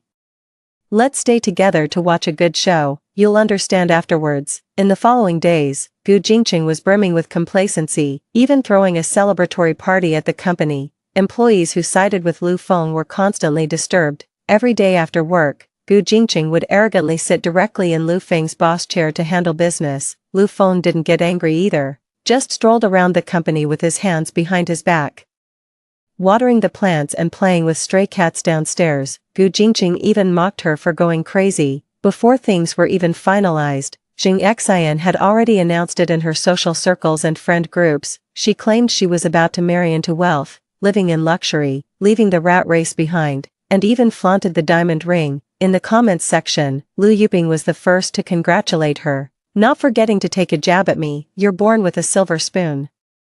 Unlike some people who are short-sighted, treating a freeloader boyfriend like treasure, Jing Xian replied, thank you for your blessings, Teacher Lu. Without you, I wouldn't be where I am today. You must sit at the head table at my wedding. I can never repay your great kindness. The marketing agencies under the company worked around the clock to promote Shitsung's healthcare products under Gu Jingqing's orders. They vowed to cover the entire elderly district. However, when a tree stands out in the forest, the wind will surely break it. In the dead of winter, a massive wave of posts flooded the internet. They were the children of elderly people who had taken health supplements. Speaking indignantly before the cameras, they claimed that after consuming the supplements, their elderly parents suffered persistent high fevers and were even admitted to the ICU. Elderly people with weaker constitutions simply couldn't withstand such torment. Their hearts stopped beating on the way to the hospital. It's a matter of life and death. Gu Jingqing urgently initiated damage control, removing posts in large quantities, yet similar posts kept emerging one after another, making it impossible to handle them all. Gu Jingqing and his crew were swamped with work. Watching the elderly man's agonized cries in the video made my heart clench tightly. I ran to find Lu Feng and confronted him. You knew about this all along. Lu Feng was trimming the plants, which could be considered tacit approval. But even if you want to bring them down, you can't sacrifice innocent lives. Those are living human lives. So what? After all my hard work building this company, those old fools actually want to kick me out. Lu Feng viciously threw the scissors at my feet, his eyes blazing with fury. All these years, for the company, I've even lost a kidney. Had my uterus removed. I've slaved away for this company, just because I'm a woman. The shareholders had the audacity to say I'm unfit for my position, and Gu Jingqing, stabbing me in the back, playing dirty tricks, doing everything he could to drag me down from my high position. Yet, damn it, I still loved him for so many years, flaunting other women in front of me. I tolerated it for so long. If he doesn't want me to have peace, I won't let him have it either. Lu Feng walked over and provocatively patted my cheek. Qin Yan, don't tell me you've never done anything wrong in your life. With a boom, my mind went completely blank. Clutching my phone, I walked out of the office building in a daze. Perhaps if I hadn't awakened, I'd be just as wicked as her. In my past life, I caused Qi Zhouli's death. What right do I have to judge her? I walked along the greenbelt, unaware that my feet were bleeding. Dark clouds churned overhead, brewing a torrential downpour as if to cleanse all the filth from this city. Qin Yan, someone shouted, their voice filled with urgency and concern. It's Qi Zhouli. Hundreds of meters away, Qi Zhouli in a white shirt came running towards me. Touching him, I melted into his embrace. I showed him the video, crying as I spoke. So many people died, so many. I should have trusted my instincts and investigated Shitsung's background earlier. But I didn't. Crying, I pounded my chest. It hurt so much. Qi Zhouli's face turned cold as he grabbed my flailing hands. Qin Yan, listen to me. This isn't your fault. If you could foresee the future, you would have stopped it. But you don't have that ability. Don't blame yourself too harshly. Foresight is something I don't possess, yet empathy grows ever stronger. Exhausted from crying, he drove me to a luxurious penthouse in an upscale neighborhood. He tucked me in, smoothed the blankets, knelt by the bed, and kissed my swollen eyelids. Be good now. Sleep well first, leave the rest to me. 13. Shitsung is a company from Jing City. With Jing City having a much broader market, why did they specifically come to F City, a second-tier city, to promote their products? The answer is self-evident. Shitsung used to be a legitimate company, but its elderly boss became obsessed with something he shouldn't have touched. What's shamelessly extravagant is that he actually spread this stuff within the company, claiming it could relieve work-related mental stress. The toxic practice of burning money and sanity, like a raging firework, instantly reduces the company to ashes, destroying everyone's hard work in an instant. The old fool remains unrepentant, producing counterfeit health supplements at low cost, coming all this way to this place just to make another huge profit. And yet, why wouldn't a major company like Tingyao notice the issues at Shitsung? That's because this project itself was something Lu Feng actively pursued out of malicious intent to retaliate against Gu Jingqing. No one would question what Lu Feng claimed to be good, and initially she put on airs to challenge Gu Jingqing, Gu Jingqing was desperate to climb to a high position. Blinded by greed, he deceived Xing Xian by promising her a wedding if she could handle the old man from Shizong. He promised her a wedding, even if the means are not honorable. The obsession with becoming a wealthy wife drove Xing Xian to willingly sacrifice her own body. 14. The police came to the company and took Gu Jingqing, the main responsible party on the contract. For the first time, I heard the usually composed and confident Gu Jingqing let out an unbelievable, boar-like wail. When the police forcibly took him away, he lost control of his bladder, and dark yellow liquid trailed beneath the police car, muttering under his breath, "I'm the CEO of Tingyao. I'll have my lawyers send you a cease and desist letter." Through this incident, the police followed the leads and discovered that he was not only evading taxes but also involved in financial crimes. Gu Jingqing is practically going to rot in jail. The company became public enemy number one for promoting shady products. Stocks plummeted as partner clients rushed to terminate contracts. Some projects faced massive penalty fees for delays and missed launch deadlines, demanded by competitors. On the day the company declared bankruptcy, Lu Feng ran frantically to the rooftop of the building. She leaped to her death, ending her life at the age of 45, pitiful and tragic. As for Xing Xian, her situation was equally grim. The old man touched that kind of stuff and often appeared in places of pleasure. He had no less than 3 if not 5 illnesses on his body. It said that night, the old man played quite wild, blindfolded her and turned off the lights. Xing Xian, unaware of the real situation, was taken advantage of in a daze, now afflicted with an unclean disease, lying on the hospital bed, unsure if it can be cured. I also heard that the richest man, Zhou Laogao, hired expensive foreign doctors to do everything possible to treat the elderly poisoned by those health products. I stood by the street, looking up at the scrolling news on the large screen, sighing deeply over this battle of human nature. Qi Zhoulian held my hand and swung it gently. "What are you thinking about?" I was wondering. "Is your surname Qi or Zhou?" I turned to look at the man before me, dressed in an expensive suit that perfectly accentuated his aloof and noble demeanor. The little girl passing by couldn't help stealing glances at him. "Qi is my mother's surname." "I see." Not happy, Qi Zhouli bends down and moves closer to me. "No. I feel like I've forgotten many things. For example," the voice suddenly pauses. An out-of-control car was careening wildly down the traffic lane. My pupils constricted as I almost instinctively pushed Qi Zhouli away, as I was sent flying by the impact. As my bones shattered, I finally remembered. For example, "Qi Zhouli, I still owe you a life. Wrongdoings will eventually be punished." Qi Zhouli side story. Chen Yan never knew. On the day of the graduation ceremony, I sat in the taxi, smoking a whole pack of cigarettes. I don't understand why I had to be brought back to life when I was already dead. Coming back to life is one thing, but at least they could have erased my memories from the previous life. But they didn't. I knew she was just using me, exploiting me, step on me as a springboard to jump higher. I hated her to the core, but when I saw she was in danger, my body moved uncontrollably, rushing forward without hesitation. Even in death, I was confessing my love to this venomous woman, telling her to live well. I was thinking, I don't want to be love-struck in this lifetime. It's truly painful. Everything that followed was beyond my expectations. I originally intended to break up with her, but she threw herself at me saying she missed me, large eyes glistening with moisture, their corners flushed red, her entire face radiating affection. The defenses I'd carefully built crumbled in an instant. She's adept at deception, a consummate actress through and through. I told myself I mustn't be fooled by her.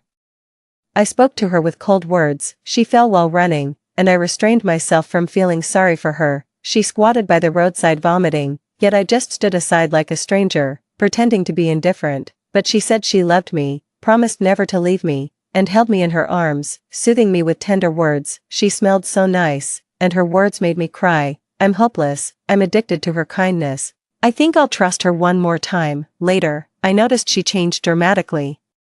She earned the Tingyao offer through her own capabilities. Their relationship was like 2 hostile stray dogs baring teeth at each other by the roadside. At home, no matter how busy she was with work, she'd always call me first upon returning home to ask what I wanted for dinner. Ready to cook anything. Eating the meals she cooks is something I wouldn't have dared to dream of in my past life. Her cooking is truly delicious. 3 dishes and a soup, perfectly balanced for nutrition, after the meal.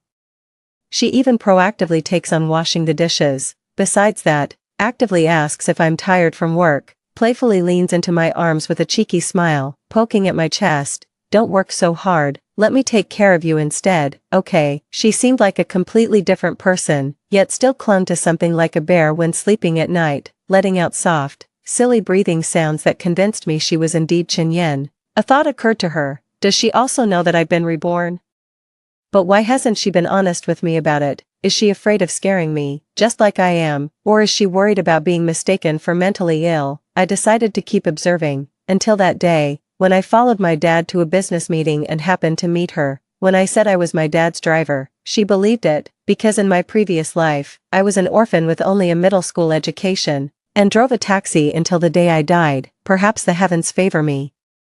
Having suffered so much in my past life, this lifetime keeps compensating me endlessly. The day I was reborn, large chunks of new memories flooded into my mind, cascading like a waterfall over my destitute life. I am Qi Zhou, the youngest son of the wealthiest man, Zhou Lao, inheriting his father's intelligence. He started his business career at 16 by following his father into commerce. At the age of 20, I found my life dull and wanted to see the world beyond my social class. I wanted to understand the disparities in the world and experience the hardships of life, so I took up driving a taxi part-time, a small green car, rain or shine, shuttling through every corner of City F. I encountered all sorts of people and carried countless heartwarming stories. Disabled elders, children with dementia, single mothers. They will ask me, Master, is the meter fare expensive? Will 10 kilometers cost 10 yuan? I tap my hand on the steering wheel, smiling at them through the rearview mirror. Exactly 10 yuan, encountering Chen, the same scene as in my past life. It was the day she took the college entrance exam. Time was running out, yet she sat in the passenger seat, steady as a mountain. I was even more anxious than her. The college entrance exam is the first major milestone in your life. How could you oversleep? Can't you take your life more seriously? She turned to look at me with youthful brows and eyes, a face pure as snow, and an unbelievably thin frame. Even her voice sounded weak and trembling. Sir, my parents died in a car accident yesterday. I stayed with them at the hospital all night. To this day, I'm still not sure what it was about her that attracted me. At first, I thought it was sympathy or pity. My parents sheltered me well. Very few people knew my true identity except those closest to me. I told her I was just an ordinary taxi driver who, having suffered from lack of education, wanted to support her schooling. She is very smart, a top student in science, and got into a prestigious university. If she hadn't been hit hard the night before the college entrance exam, I think she would have achieved even better results. That summer vacation, we often saw each other. We ate together, shopped together, and watched the sunrise together. Our thoughts often resonate with each other. When she shares her perspectives, I can quickly pick up and continue the conversation. She looked surprised, her mouth slightly open, revealing 2 adorable little canine teeth. Tell me, did you really never attend university? I gently tucked the frangipani into her hair and smiled. I distinctly remember the moment he threw me, whispering to me, before Yuan Dao. I concealed my true identity to keep others at a distance, but now, I lie again, fearing she might leave me. Once, I drove her to the seaside, and while waiting at a traffic light, a Panamera pulled up beside us. She looked over and stared for a long time, so I teased her. Do you want to own one? My garage at home has all kinds of cars. If she liked it, I could give it to her. But she withdrew her gaze and shook her head. I don't like it. I feel I can never get along with people from the upper class. The gap in life experience is too vast. At that moment, boundless panic welled up in my heart. In the end, that pure white jasmine of hers fell into a vat of colorful dye, becoming the very person she despised most. 2 different memories cannot coexist in one lifetime. In the quiet flow of the river of time, only the memories of my current life remain in my mind. I don't remember my past life, only vaguely dreaming about it.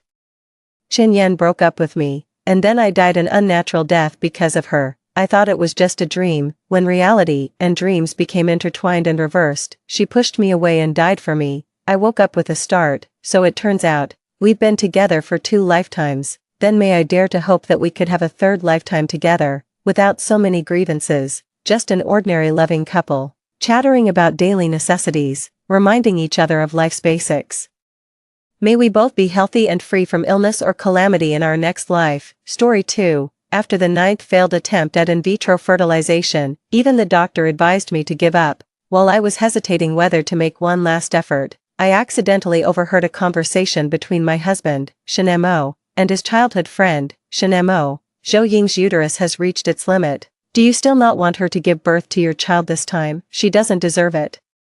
The more she wants to have a baby, the less I'll let her. This is the price she has to pay for driving Yaya away and forcing me to marry her. A chill ran through my body. It turned out that he had always believed that the reason Yaya broke up with him back then was because of me. He married me only to take revenge on me. Distraught, I got into a car accident while crossing the road. In the last moment before my death, I saw Shin-Mo rushing over to save me, only to be hit and sent flying himself. When I opened my eyes again, I was back in the time when he was defying his family for Zhou Siyue, penniless and living in a shabby rented apartment. Shin-Mo, Mom and Dad, Yaya is the best woman in the world. You can't look down on her just because of her background. One day, I will definitely prove to you how wrong you are. Zhou Siyue, Uncle and Aunt. Although my background can't compare with Zhou Ying's, my love for Shin-Mo is no less than hers. I don't expect you to accept me now, but I beg you not to be disappointed in Shin-Mo because of me. Shin-Mo, Yaya, stop talking, let's go. Shin's mother, Shin-Mo, you will regret this. Ying is such a good girl, but you don't want her. Instead, you insist on this unseemly green tea. Shin's father, get out. I don't have a son as stupid as you. From now on, there will be no Shin-Mo in the Shin family. The above conversation was so familiar that it made me feel dazed. Didn't I die? Why am I back on the day when Shin-Mo brought Zhou Siyue in front of his parents, saying that he didn't want to fulfill the arranged marriage with me and instead wanted to marry Zhou Siyue? It was also on this day that, despite his parents' firm opposition, Shin-Mo resolutely chose to sever ties with the Shin family, and Zhou Siyue also moved out of my house. The two started from scratch and lived a poor life. Yes, Zhou Siyue lived in my house, but she has no blood relation with me at all. She is just an adopted daughter of my family. When I was 6 years old, my parents, who didn't plan to have a second child, worried that I would be too lonely without siblings, so they took me to an orphanage and chose Zhou Siyue, who was the same age as me, and Zhou Siyuan, who was 3 years older than me, to come home with us. The reason why Shin's parents looked down on Zhou Siyue was not because of her background as Shin-Mo claimed. It was because Zhou Siyue stabbed me in the back.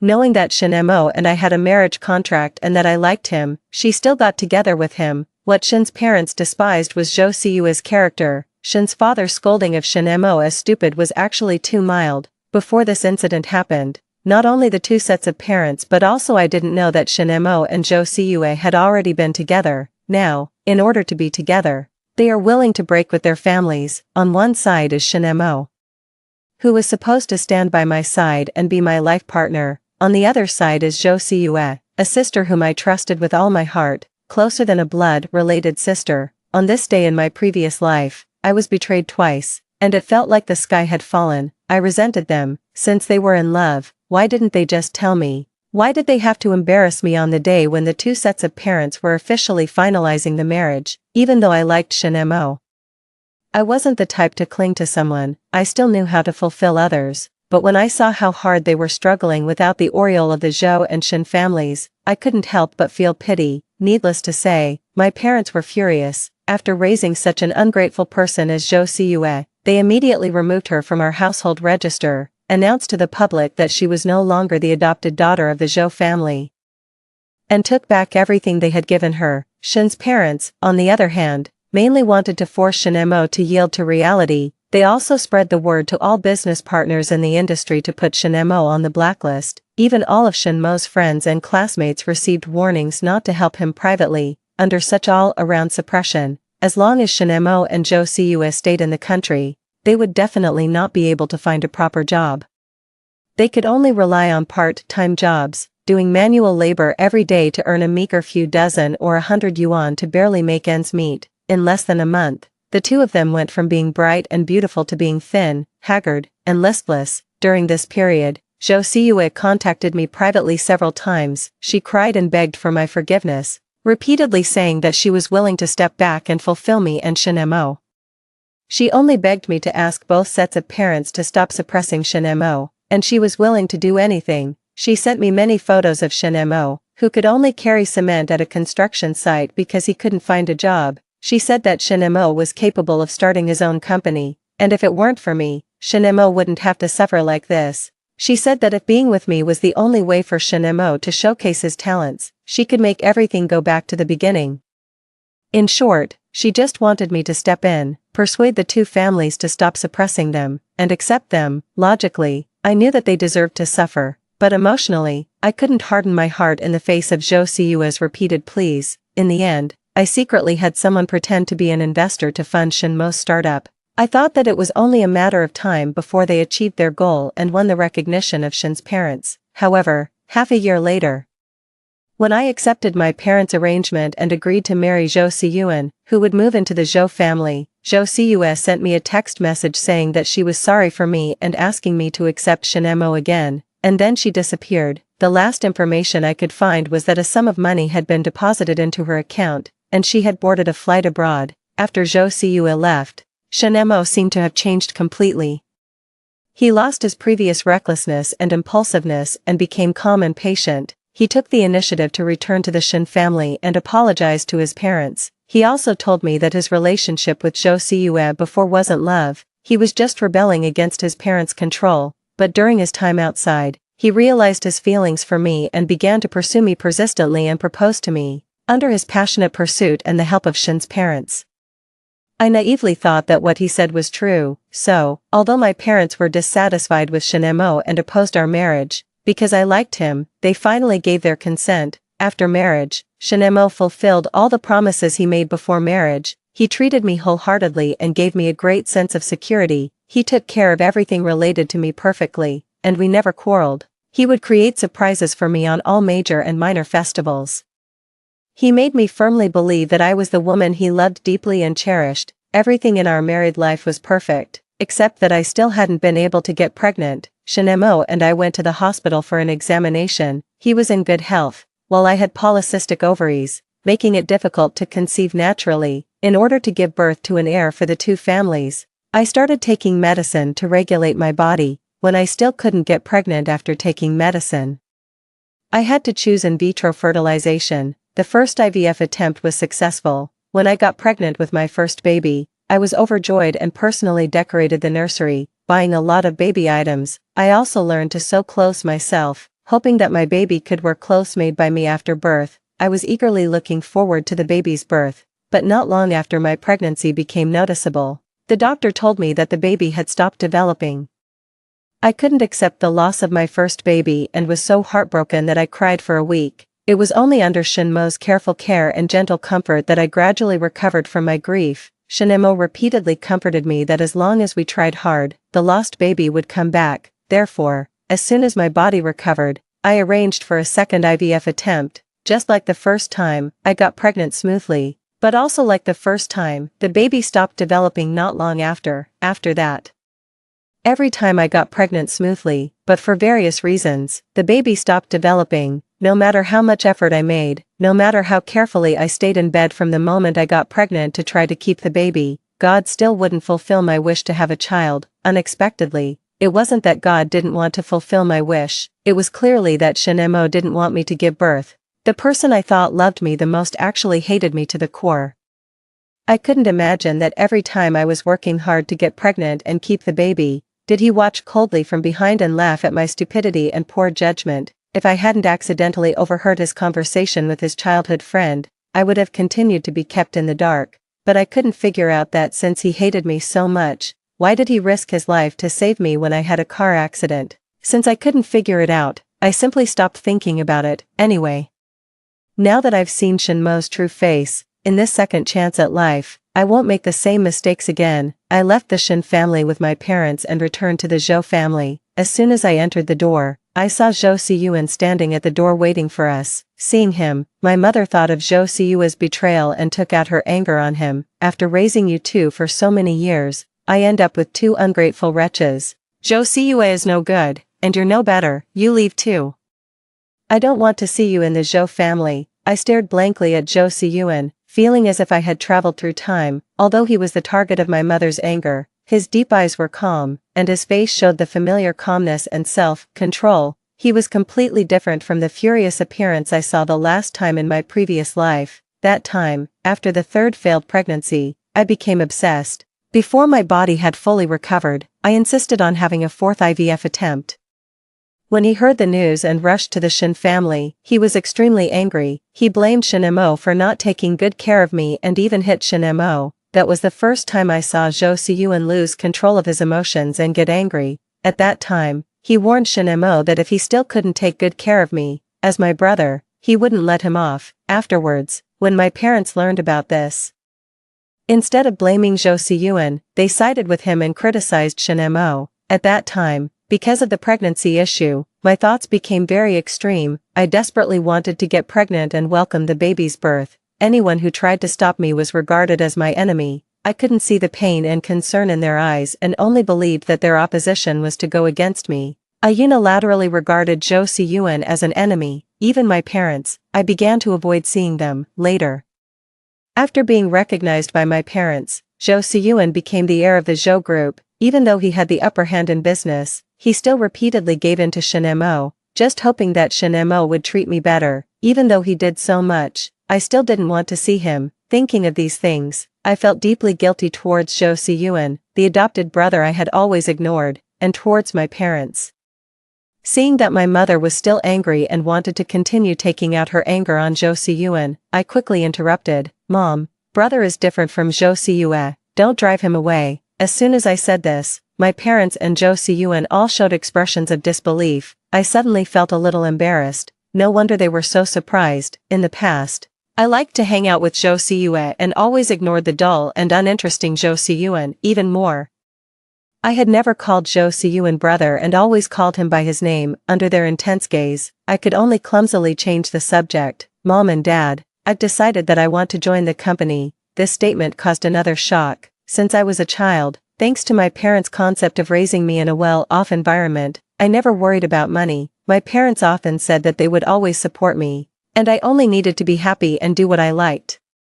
Because of their unconditional love, I could easily get whatever I wanted since I was a child. As a result, I didn't have anything I particularly liked or any strong interests. After I graduated, my parents had suggested many times that I join the company, but I was only interested in having fun and refused them repeatedly. Gradually, my parents gave up the idea. This time I took the initiative to propose joining the company, so no wonder they were surprised, but soon, my parents quickly recovered. My father readily agreed. It's good to join the company, it's good to be busy. My mother echoed, that's right, let your brother guide you. If you don't understand something, just ask him. Jo Si-yuan just nodded. Okay, me. The decision to join the company wasn't a spur-of-the-moment idea. After the lessons of my previous life, in this second chance at life, I no longer want to let others control my destiny. After taking a shower, I lay in bed, trying hard to recall the events of my previous life and analyze the trends of business opportunities that could help the company's development. However, the more I thought about it, the more I hated myself for my past ignorance. Since marrying Shin-mo, I completely ignored everything else and devoted myself to him. I was so infatuated that I indulged in his lies and didn't care about the company at all. As a result, I couldn't remember many important projects that could expand the company. Just as I was feeling frustrated, my phone rang. I picked it up irritably and saw that it was a text message from Shin-mo. I'm sorry. These 3 simple words left me stunned. In my previous life, Shin-mo severed ties with his family and cancelled our engagement for Jo Si-yuan. From beginning to end, he never said a single word of apology to me. Yes, looking back carefully, even when Shin-mo pursued me again later, he only deceived me by saying that he had realized he loved me. He never said he regretted it, nor did he utter those 3 words, I'm sorry. My hand holding the phone couldn't help but tremble. It wasn't out of fear, I was trembling with anger. Since I was able to be reborn, Shin-mo could have been reborn too. He must have been reborn as well. Is this apology meant for me from the previous life, or for me now? I shook my head and thought self-deprecatingly, does it really matter? Humph. Of course it doesn't matter. How much is his apology worth? Even if a despicable person is reborn, they remain despicable. It's good that we were both reborn. That way, I can settle the score with him thoroughly. My hands shaking with anger, I poked at the screen vigorously and typed out each word one by one. I won't forgive you. Let's delete each other. Don't ever show up in front of me again. I hit send, then immediately deleted and blocked Shin-mo, and closed all ways of adding me. Even after doing all this, I still couldn't calm down. Thinking of the 9 babies who never got to see the world in my previous life, my heart felt blocked. I experienced the despair of looking forward to a baby's birth and then losing it 9 times. Shin-mo just watched my pain coldly. Those were his own flesh and blood too. How could he be so heartless? What's the use of an apology? I wish I could make Shin-mo pay with his life right now. Ing, what's wrong with you? It's okay, don't hurt yourself like this. Zhou Siyuan's anxious voice came from beside my ear, and I was tightly hugged. I looked down at the strands of hair in my hand and realized that, just like in my previous life, I had unconsciously started pulling my hair when I lost control of my emotions. Under Zhou Siyuan's gentle soothing, I gradually calmed down in his arms. He carefully wiped away my tears and said, Ing, if you really can't live without Shin-mo, I'll help you. Please don't hurt yourself, okay? I pushed him away, hiding my pain with a cold expression. I don't want Shin-mo. What I want is to make sure he can never return to the Shin family, that he lives his whole life in poverty and misery. You'll help me, right? My words made a flash of surprise cross Zhou Siyuan's eyes, but he quickly nodded without hesitation. I'll help you with whatever you want to do. Even though he didn't understand why I hated Shin-mo so much, it didn't stop him from standing firmly by my side. Zhou Siyuan was a man of action.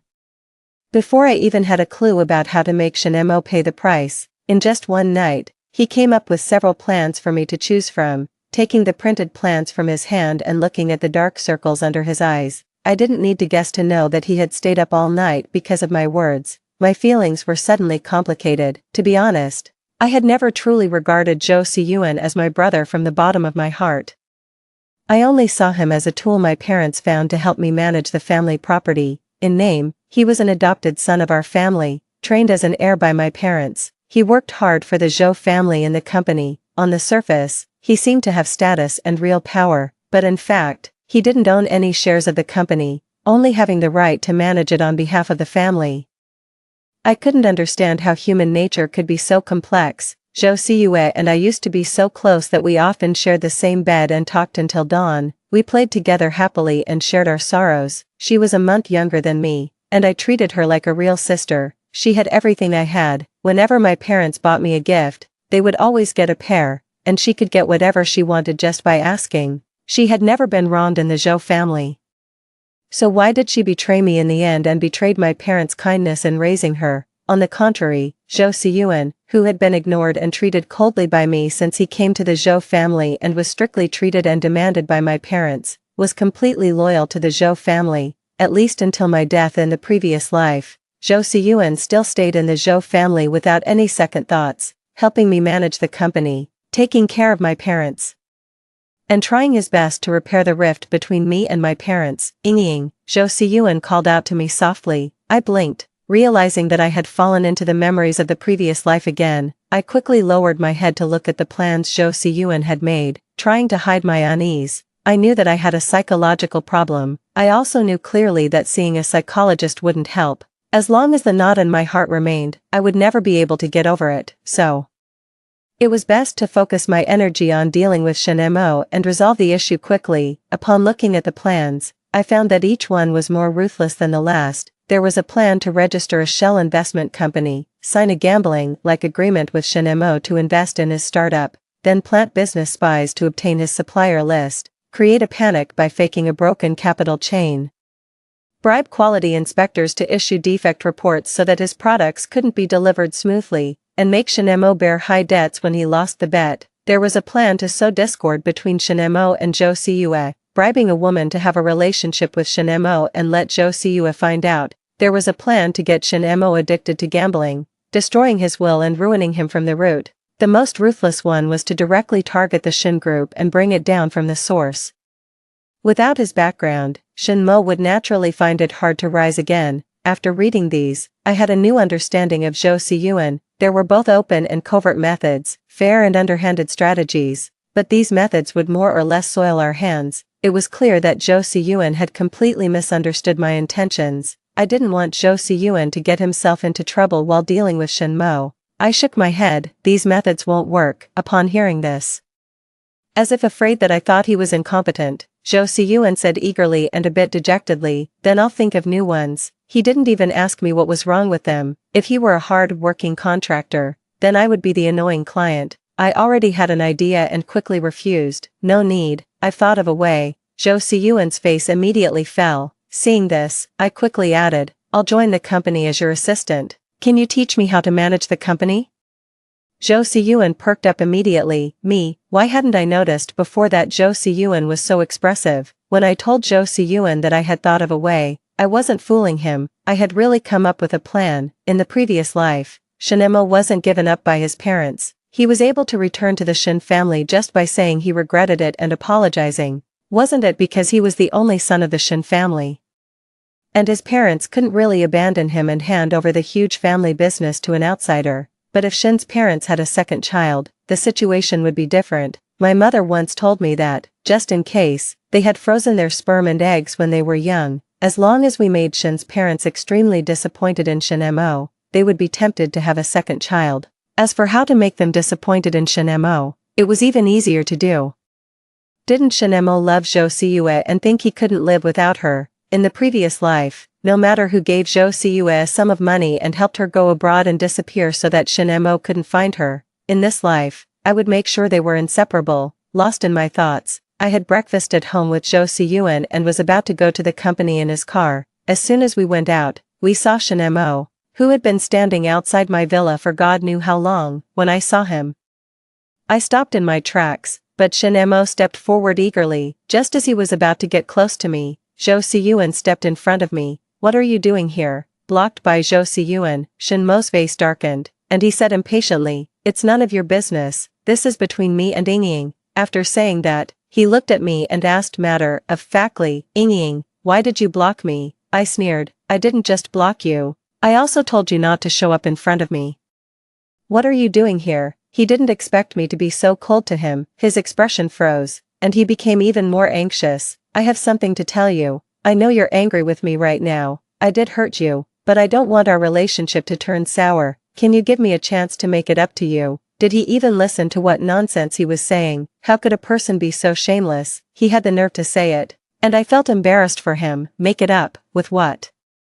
Did he think that just because he was reborn and knew the future, he could act as if the harm he did to me in the previous life never happened and ask for my forgiveness under the pretext of making amends with a clear conscience? Fine, even if I forgave him, what would he do next? Where would he put me? Would he make me stand by and watch him be affectionate with Zhou Siyue, or would he give up on the Zhou Siyue he loved so deeply? My gaze crossed him and landed on Zhou Siyue, who had come with him and was hiding behind the corner, half of her body showing. I asked him, aren't you worried that my sister will be jealous and misunderstand when you pester me and say these things? I emphasized the word sister sarcastically. Shinemo said self-righteously, yeah also feels guilty towards you, she'll understand me. I looked at Zhou Siyue, whose expression turned jealous and angry after hearing his words, and sneered inwardly.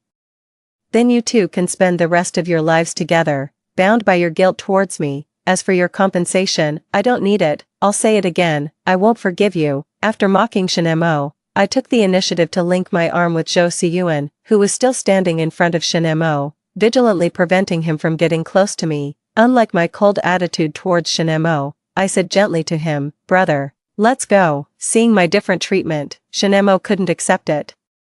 In the previous life and until yesterday, I had always been delicate and dependent on him. My temper was so good that even when I was angry with him, he could easily coax me happy with just a few words or a small gift. I had never lost my temper with him, nor had I ever said anything harsh to him. That's why he thought I would still be as easy to please as before, that he cooed me back with a few soft words and a gift. Now, seeing my obviously different attitude towards Zhou Siyuan, he panicked and stopped us again, preventing us from getting into the car. Pointing at Zhou Siyuan and looking at me, he said angrily, did he say something to you? That's why you're treating me like this? Yingying, he's a despicable person, don't believe him. When I heard him speak ill of Zhou Siyuan, I couldn't help but slap him, interrupting his words. Shut up, I won't allow you to talk about him like that. Suddenly slapped in the face, instead of shutting up. Shinemo became even more excited. Yingying, you hit me for him. If you say one more bad word about him, I'll hit you again. My words made Shinmo's eyes go blank, as if he couldn't accept it. He muttered to himself, no, it shouldn't be like this. I rolled my eyes. While he was stunned, I got into the car with Zhou Siyuan and left. As the car passed by Zhou Siyue, our eyes met. Her expression was distorted, and her eyes were filled with hatred for me. I sneered at her. so she wasn't pretending to be affectionate as sisters anymore. Before the car reached the company, I received a message from Zhou Siyue on WeChat. Zhou Siyue, he's mine, it must be the butterfly effect. In the previous life, Zhou Siyue had never me like this from beginning to end. I deliberately provoked her back. Before getting married, anyone has a chance. Zhou Siyue, I won't let you have him. Was I being too suspicious? There was something strange about her words, but I couldn't figure out what it was. I didn't reply to Zhou Siyue's message anymore and turned to look at Zhou Siyuan, who had been keeping his head down and was unusually silent since getting in the car. I was confused. Brother, what's wrong? I was getting more and more used to calling Zhou Siyuan brother. He wasn't used to it yet and didn't react immediately that I was calling him. After a long while, he looked up at me and denied it. It's nothing, fine. Everyone has things they don't want to talk about. I wouldn't keep asking. If he didn't want to say, then he didn't have to. I lowered my head and started contacting the public relations department of the Zhou group, not noticing that Zhou Siyuan was peeking at me. I asked the PR department to use the official account of the Zhou group to directly announce the cancellation of my engagement with Shen Mo. I had them clearly state the reason. Shen Mo cheated on me with Zhou Siyue, the adopted daughter of the Zhou family. For the sake of true love, he was willing to sever ties with the Shen family and cancel the engagement with the real daughter of the Zhou family. Before, because of my engagement with Shen Mo, every time the Zhou and Shen families had a joint project, the media would publicize the love story of the childhood sweethearts, the well-matched young master and young lady. So, there were many fans on the internet who shipped me and Shen Mo. Now, I didn't want anyone to pair me with Shen Mo anymore. I didn't leave them any dignity. As soon as this announcement came out, Shen Mo and Zhou Siyue's reputations were ruined. Even the resourceful netizens, through clues, found their alternate accounts and discovered that the two of them had been together for 2 years. The alternate accounts were filled with photos of their secret dates behind my back, or pictures of them secretly holding hands when the three of us went out together. Zhou Siyue's alternate account flaunted her love openly as a mistress. Her signature read, "True love is not a sin. Face your true feelings bravely for love." Before these posts were exposed by Mai and Shen Mo's former CP fans, her remarks attracted many like-minded followers, under each post recording how she and Shen Mo secretly loved each other behind my back. There were fans feeling sorry for her humble and hidden love and cheering her on, encouraging her to completely steal Shen Mo away from me. Occasionally, some netizens with a normal sense of morality would stumble upon her posts and scold her, but they would be chased and scolded by Zhou Siyue's fans. I watched all the notes posted on their alternate accounts like self-torture, and a chill ran through my heart. Before, Shen Mo always said that it was disgusting for a man to show off his love, and only sissies would do such a thing, but on his alternate account, he secretly posted some mushy love words to match Zhou Siyue, who never showed her face. They used couple avatars, wore couple outfits, and shared the same ice cream. He would thoughtfully prepare warm baby pads for Zhou Siyue, learn to make birthday cakes for her, warm her feet with his belly, and create all kinds of small surprises for her. These were all things he had never done for me, but he did them all for Zhou Siyue. The bits and pieces in their alternate accounts made me, the legitimate fiancé, look even more ridiculous. Shen's mother also saw their alternate accounts. She had originally hoped for my engagement with Shen Mo, but now she personally brought valuable gifts and came to my home with Shen's father to sincerely apologize for not raising her son well. My parents' expressions were also unpleasant. Since Shen's parents didn't raise their son well and Zhou Siyue was the adopted daughter of the Zhou family, it meant that our family didn't raise our daughter well either. My family didn't accept the valuable gifts brought by Shen's parents, but both sides knew clearly that my marriage with Shen Mo was completely off the table, and no matter what happened in the future, it would be impossible. I blocked Shen Mo's WeChat and mobile phone number. After their alternate accounts were exposed, he changed several new numbers and kept sending me messages, saying that he had hidden the truth from me before because he didn't want to hurt me. He asked me to meet him so that he could apologize and explain clearly in person. The truth was so obvious in front of me, what else was there to explain? Since Shen Mo still had the energy to come after me, he must not be busy enough. I had to find something for him to do. When he and Zhou Siyue left the Shen family, although they didn't take their luggage, the watch on his hand and the jewelry on Zhou Siyue's body were all quite valuable. In the previous life, if they hadn't been extravagant at the beginning and still spent money recklessly after selling these items for some cash, they wouldn't have had a hard time later. In this new life, Shinemo would surely learn his lesson and might use this money as his first startup capital. I won't give him this chance. It won't be a problem to find someone to provoke and blackmail Shinemo and Josue, making them lose a large amount of money in compensation. In a civilized and legal society, a slap from a stranger is quite costly. If you knock out someone's tooth, the compensation amount will start from 6 figures. If you have an argument with someone and accidentally push them, and they call the police, pretend to be sick in the hospital and claim to have a headache, then you have to pay for the compensation. So, impulsiveness is the devil. Shinemo hasn't experienced the hardships of society, and I'm helping him understand the social rules in advance so that he can integrate into the bottom-level life more quickly in the future. I have to say, I'm still too kind, because there were constantly people causing trouble for Shinemo. He couldn't spare the time to pester me after that day. I became Zhou Siyuan's assistant and stayed by his side. Managing a company was much more difficult than I had imagined. There were endless things to do, documents to read, and meetings to attend every day from the moment I entered the company. It was truly a situation where one looked glamorous in public but was exhausted behind the scenes. In the company, Zhou Siyuan turned back into the cold and workaholic person I remembered. He didn't hold back when teaching me, and correspondingly, he was also very businesslike and unforgiving. Even if it was me, if I made a mistake, I would still be criticized and have my salary deducted. He said that managing the group meant taking control of the futures of tens of thousands of employees, and we should be responsible for their futures. We couldn't treat it as a joke. We had to be extremely cautious when making any decisions because every decision was related to the future development of the group and couldn't afford to make mistakes. I understood the principles, he said, but after just 1 week of work, my salary was all deducted, and now I'm actually paying to work.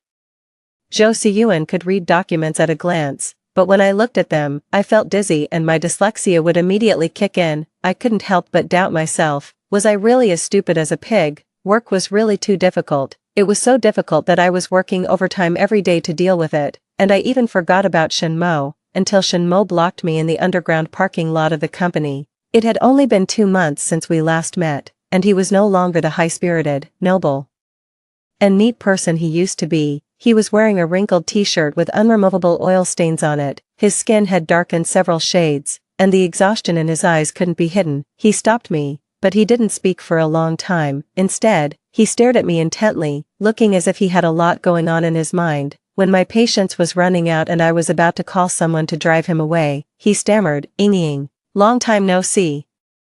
I had a cold expression and didn't want to waste any more words with him. I bypassed him and was about to open the car door and leave, but he blocked the car door and said urgently again, "Ying, don't go. I waited so hard to see you."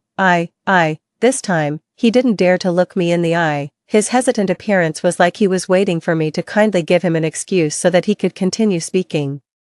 I didn't need to guess to know that what he was going to say definitely wasn't what I wanted to hear. I crossed my arms and looked at him quietly, not speaking and not cooperating. The atmosphere was deadlocked. A look of embarrassment flashed across his face, and finally, he lowered his head. "Ying, you win. I can marry you, but I have one condition. You can't touch Yaya, and you can't force her to leave. If I marry you, she will definitely be wronged. I hope." Bang. Before Shinemo could finish what he hoped for, he was kicked several meters away, hitting the car next to him and sliding to the ground. This wasn't over. The person who hit him continued to rush forward, exuding a fierce aura. He dragged the stunned Shinemo up from the ground and punched him in the face one after another. Shinemo lost the opportunity to fight back and was completely unable to resist throughout the process. It wasn't until his face was covered in blood and it seemed that he was about to be seriously injured that I spoke up to stop it. "Brother, that's enough. Stop hitting him." Zhou Siyuan, whose mind was already occupied by anger, still didn't let go of the unconscious Shinemo. Only then did I notice that something was wrong with him. I quickly stepped forward and grabbed his hand, shouting loudly, "Brother, if you keep hitting him, he'll die." Zhou Siyuan's tone was full of coldness. "Don't worry. I know what I'm doing. He won't die." He also tried to push me aside and coaxed me in a tone like coax a child. "You wait for me over there for a while. It'll be over soon." The commotion here was so loud that it had already alarmed other people in the parking lot. Some people came to check what was going on. When they saw it was me and Zhou Siyuan, and then looked at Shinemo lying on the ground, whose life or death was unknown, their faces changed drastically before they could react. Zhou Siyue rushed out. She hugged Zhou Siyuan's arm and pitifully begged him with tears in her eyes. Brother, I'm begging you, if you want to hit someone, hit me, don't hit him, let go, don't touch me. Zhou Siyuan was disgusted by Zhou Siyue's touch. Zhou Siyue was pushed away by Zhou Siyuan, but the next second, she clung to him again. While crying, she hugged him tightly, holding him even closer. It seemed that she was afraid that Zhou Siyuan would continue to hit Shen Mo, but was it necessary to hug him so tightly? Moreover, she didn't even take a second look at Shen Mo lying on the ground. A strange feeling flashed through my heart. I stepped forward, just as Zhou Siyuan was about to shake Zhou Siyue off with more force. I pulled her away from him one step ahead and even gave her a slap. Zhou Siyue covered her face, looking at me with disbelief and anger in her eyes. Her eyes were blazing with fire, as if questioning me why I hit her, in front of her. I insultingly patted the place on Zhou Siyuan that she had just hugged. You should have some self-respect, don't snatch everything. My brother only has me as his sister now. You have no connection with the Zhou family anymore. Zhou Siyue, it's you who's snatching from me. Brother and I grew up together in the same orphanage. I'm his sister. Zhou Siyuan shook his head. From the moment you let down Yingying and the Zhou family, you've had nothing to do with me.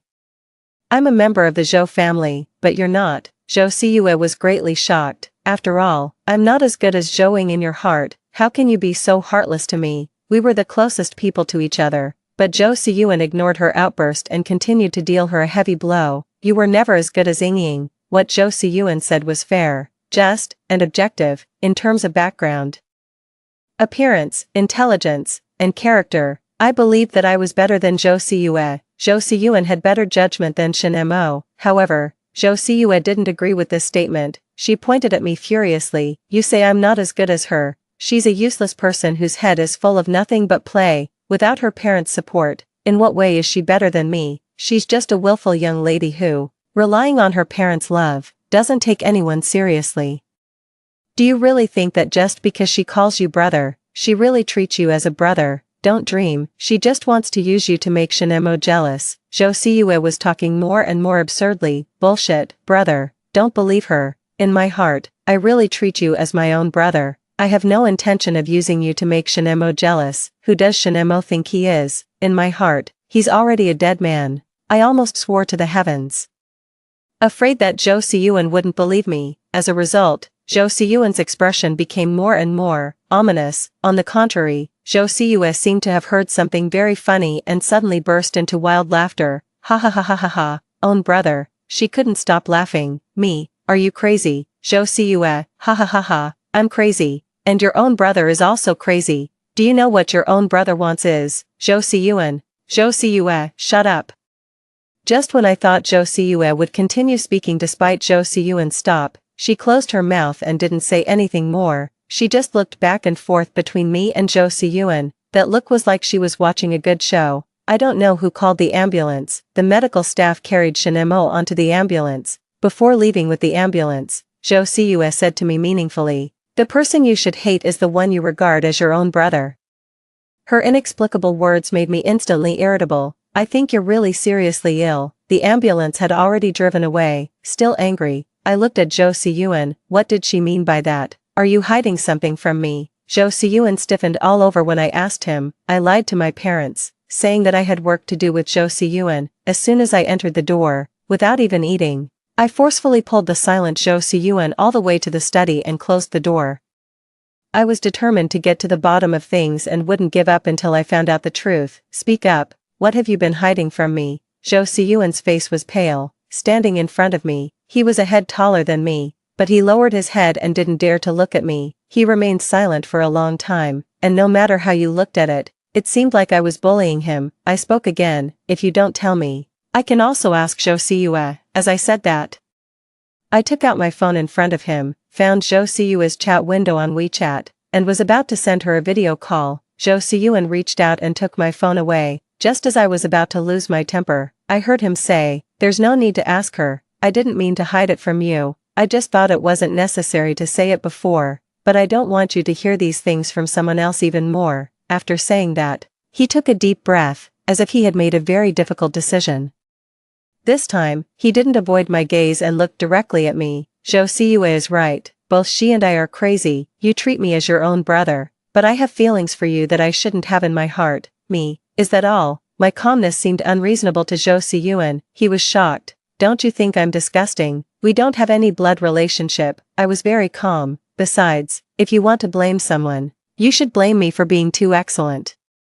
Which is why you couldn't help but fall in love with me. My confident words earned a nod of approval from Zhou Siyuan. He looked at me, and I looked at him. We were both waiting for the other to change the subject first. In fact, I was just pretending to be calm on the surface. Inside, I was already screaming, but I couldn't show it. Otherwise, with Zhou Siyuan's sensitivity, he would surely think that I was disgusted by him. In the previous life, I did agree to marry Zhou Siyuan under the matchmaking of my parents, but at that time, I was still immersed in the betrayal of Shen Mo and Zhou Siyue, and my parents were heartbroken when they saw it. They didn't know where they heard the saying that if you want to forget a relationship, you should start a new one. They actively encouraged me to move on and look at the whole forest instead of hang herself from the tree of Shen Mo. I didn't want to worry my parents, so I forced myself to get to know the young talents they mentioned. Zhou Siyuan noticed my unhappiness and specially held a family meeting with my parents. He asked my parents not to put so much pressure on me and solemnly promised them that even if I didn't get married for the rest of my life, after they passed away, as my brother, he would take good care of me. His words were a bit rough, and my parents' faces darkened a bit when they heard them. As a result, he took out a lifetime employment contract and promised to stay in the Zhou group and work for the Zhou family for the rest of his life and not start his own business. If he breached the contract, all his income after leaving the Zhou group would also be transferred to my name unconditionally as compensation. This was a closed loop. He had already signed the contract, and his attitude was very clear. My parents were stunned. They were touched by Zhou Siyuan's dedication to the Zhou family. Although they had raised an ungrateful person like Zhou Siyue, they still had Zhou Siyuan, who was grateful and loyal. Of course, they didn't accept the contract, but they also listened to Zhou Siyuan's decision and stopped forcing me. I watched the whole process. At that time, on a whim, looking at Zhou Siyuan, who was being praised by my parents, with a rebellious attitude, I stood up and said that Zhou Siyuan talked a good talk, just like Zhou Siyue always said nice things to please people. But in the end, she still showed her true colors. I shouted that I would never believe him again, unless he married me and moved into the Zhou family, becoming a real member of the Zhou family. Then, when my parents heard this, their eyes lit up, and they smiled happily, saying yes repeatedly. Just like that, the marriage between me and Zhou Siyuan was decided in a rather dramatic way. If Zhou Siyue hadn't suddenly gone abroad and made it impossible for Shen Mo to find her, and if Shen Mo hadn't thought that I had forced her away and come back to pursue me again, and if I hadn't been so foolish as to reconcile with her away and come back to pursue me again, and if I hadn't been so foolish as to reconcile with Shen Mo, then Zhou Siyuan and I might have really changed from siblings to husband and wife. However, from beginning to end, I thought that Zhou Siyuan was treating me well and agreeing to move into my family because he had deep feelings for the Zhou family. When we went to the orphanage to adopt him, the director said that not long after Zhou Siyuan was born, his parents died in a car accident. His relatives all thought that he was a jinx, and no one was willing to raise him, so they abandoned him in the orphanage. Although Chinese people say they believe in science, sometimes they are contradictory and believe in such things. After hearing that Zhou Siyuan was a bad luck to his parents, they didn't want to adopt him. Zhou Siyue was 3 years younger than Zhou Siyuan and was also abandoned at the gate of the orphanage not long after she was born. In the orphanage, the older children had to take on the responsibility of taking care of the younger siblings. Zhou Siyue was essentially raised by Zhou Siyuan, and they had a deep relationship. When we went to the orphanage to adopt a child, Zhou Siyue was well taken care of by Zhou Siyuan. Her clothes were neat, her little face was clean, and her braids were beautifully done. Among the group of messy children, Zhou Siyue stood out. Moreover, she had a sweet mouth. While the other children were timid and didn't dare to approach me, she was enthusiastic and proactive. She got familiar with me after just a few words, and we started playing together quickly, so I proposed to take her as my sister. However, Zhou Siyue's reaction wasn't as happy as I had imagined. She didn't agree immediately.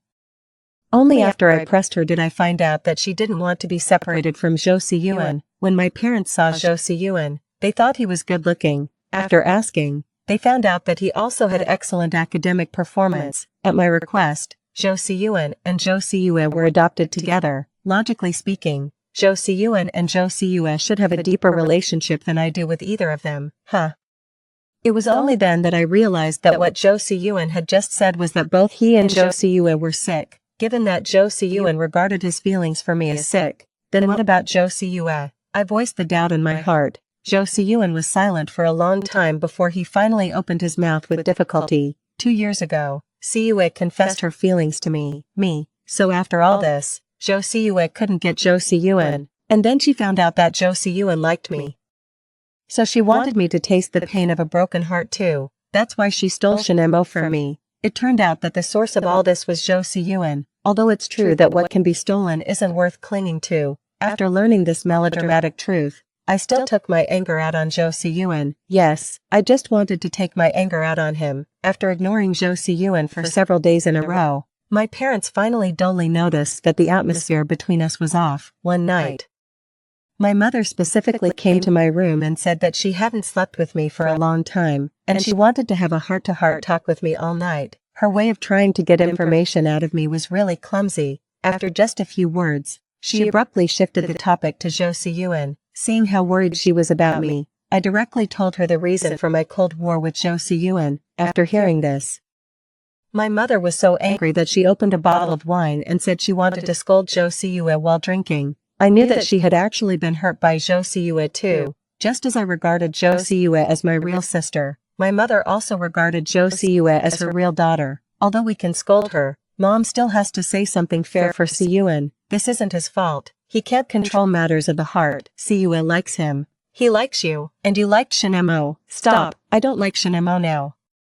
Don't talk nonsense. Okay, then do you like Si-yoon? Old ginger is spicier. Experience makes one more skillful. I was left speechless by my mother's question. My mother looked at me with a knowing smile. Hesitating means you're a little attracted, but not to the extent of liking yet. My mother had an expression that said, "You don't need to say more. I understand everything," and continued, "Mom is an experienced person. You two are in the ambiguous stage, right?" Blushing, I pushed my mother out of my room to stop her from saying more nonsense. Just after my mother left, the door was knocked again. I opened the door, and Jo Si-yoon was standing outside holding a cup of honey water. "Mom asked me to bring you this honey water." I put my hand on my forehead. My mother really couldn't wait to stir up trouble. I took the honey water from Jo Si-yoon, thanked him, and was about to close the door. But I didn't succeed. His hand blocked the door. "Me.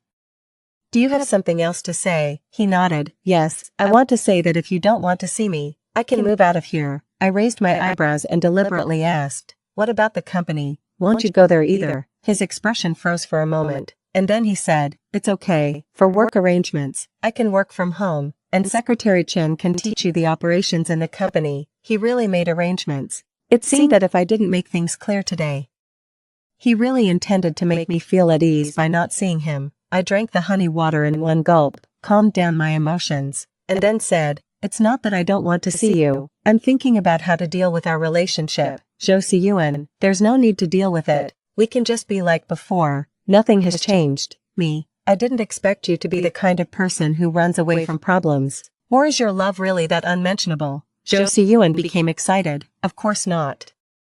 I just don't want to make you feel awkward." "Me, you haven't made any expressions of your feelings, nor have you taken any actions. How can you be sure that I'm feeling awkward instead of happy?" Jo Si-yoon looked a bit stunned. "What do you mean?" I gave him a reproachful look. "It means that you should bravely pursue me. Let me tell you, I'm very hard to chase now. If you can't make me feel that I can't live without you, you'll just have to be my admirer for the rest of your life. Think carefully before you pursue me." After saying that, regardless of what Jo Si-yoon thought, I closed the door with a bang. I covered my burning face, feeling embarrassed about my words just now that sounded like those of a heartless woman. But it's better to get the unpleasant things out in the open. Whether to pursue me or not is his choice. After experiencing Shin-mo, the ultimate scumbag, I know that it will be very difficult for me to trust other men in the future. But Jo Si-yoon is different. In the previous life, he was good to me and wholeheartedly took care of the Zhou family. In this life, I'm willing to believe that he will be the same as in the previous life. However, since I have a second chance at life, I don't want to get lost again in others' kindness to me and then plunge in headfirst and be unable to get out. It's best to be in control of my own destiny. After talking things through with Jo Si-yoon, he didn't seem to become much more enlightened. Our relationship returned to the state before the Cold War, and then it stopped there. Jo Si-yoon and I still go to and from work together every day. If I make mistakes or cause problems in the company, I will still be stared at coldly by him and asked, "Do you have water in your head to make such a lower mistake?" Then he will add, "Your salary and bonus will be deducted. I'm already working and paying out of my own pocket, so what else can he deduct? Even when I get home, I can't get away from work. Jo Si-yoon and I each have a desk in the study, facing each other, and we do our own things. The only thing better than in the company is that at home he won't have a cold expression. When I ask him about things I don't understand, he will explain them to me very patiently. My parents have seen my progress and are very pleased.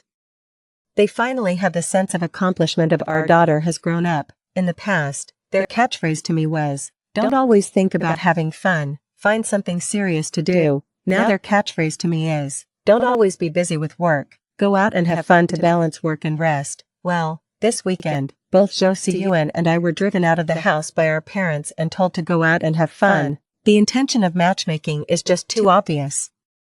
Jo Si-yoon and I looked at each other. Since we were already out, we decided to find a place to have fun. Speaking of having fun, I haven't ridden a horse for a long time, and I haven't seen my precious Mianhua for a long time. My Mianhua is a pure white horse, and it's extremely gentle. Jo Si-yoon also has a pure black horse named Moyen. When the two horses were let out, they affectionately rubbed against each other and couldn't be pulled apart. Jo Si-yoon and we underestimated it.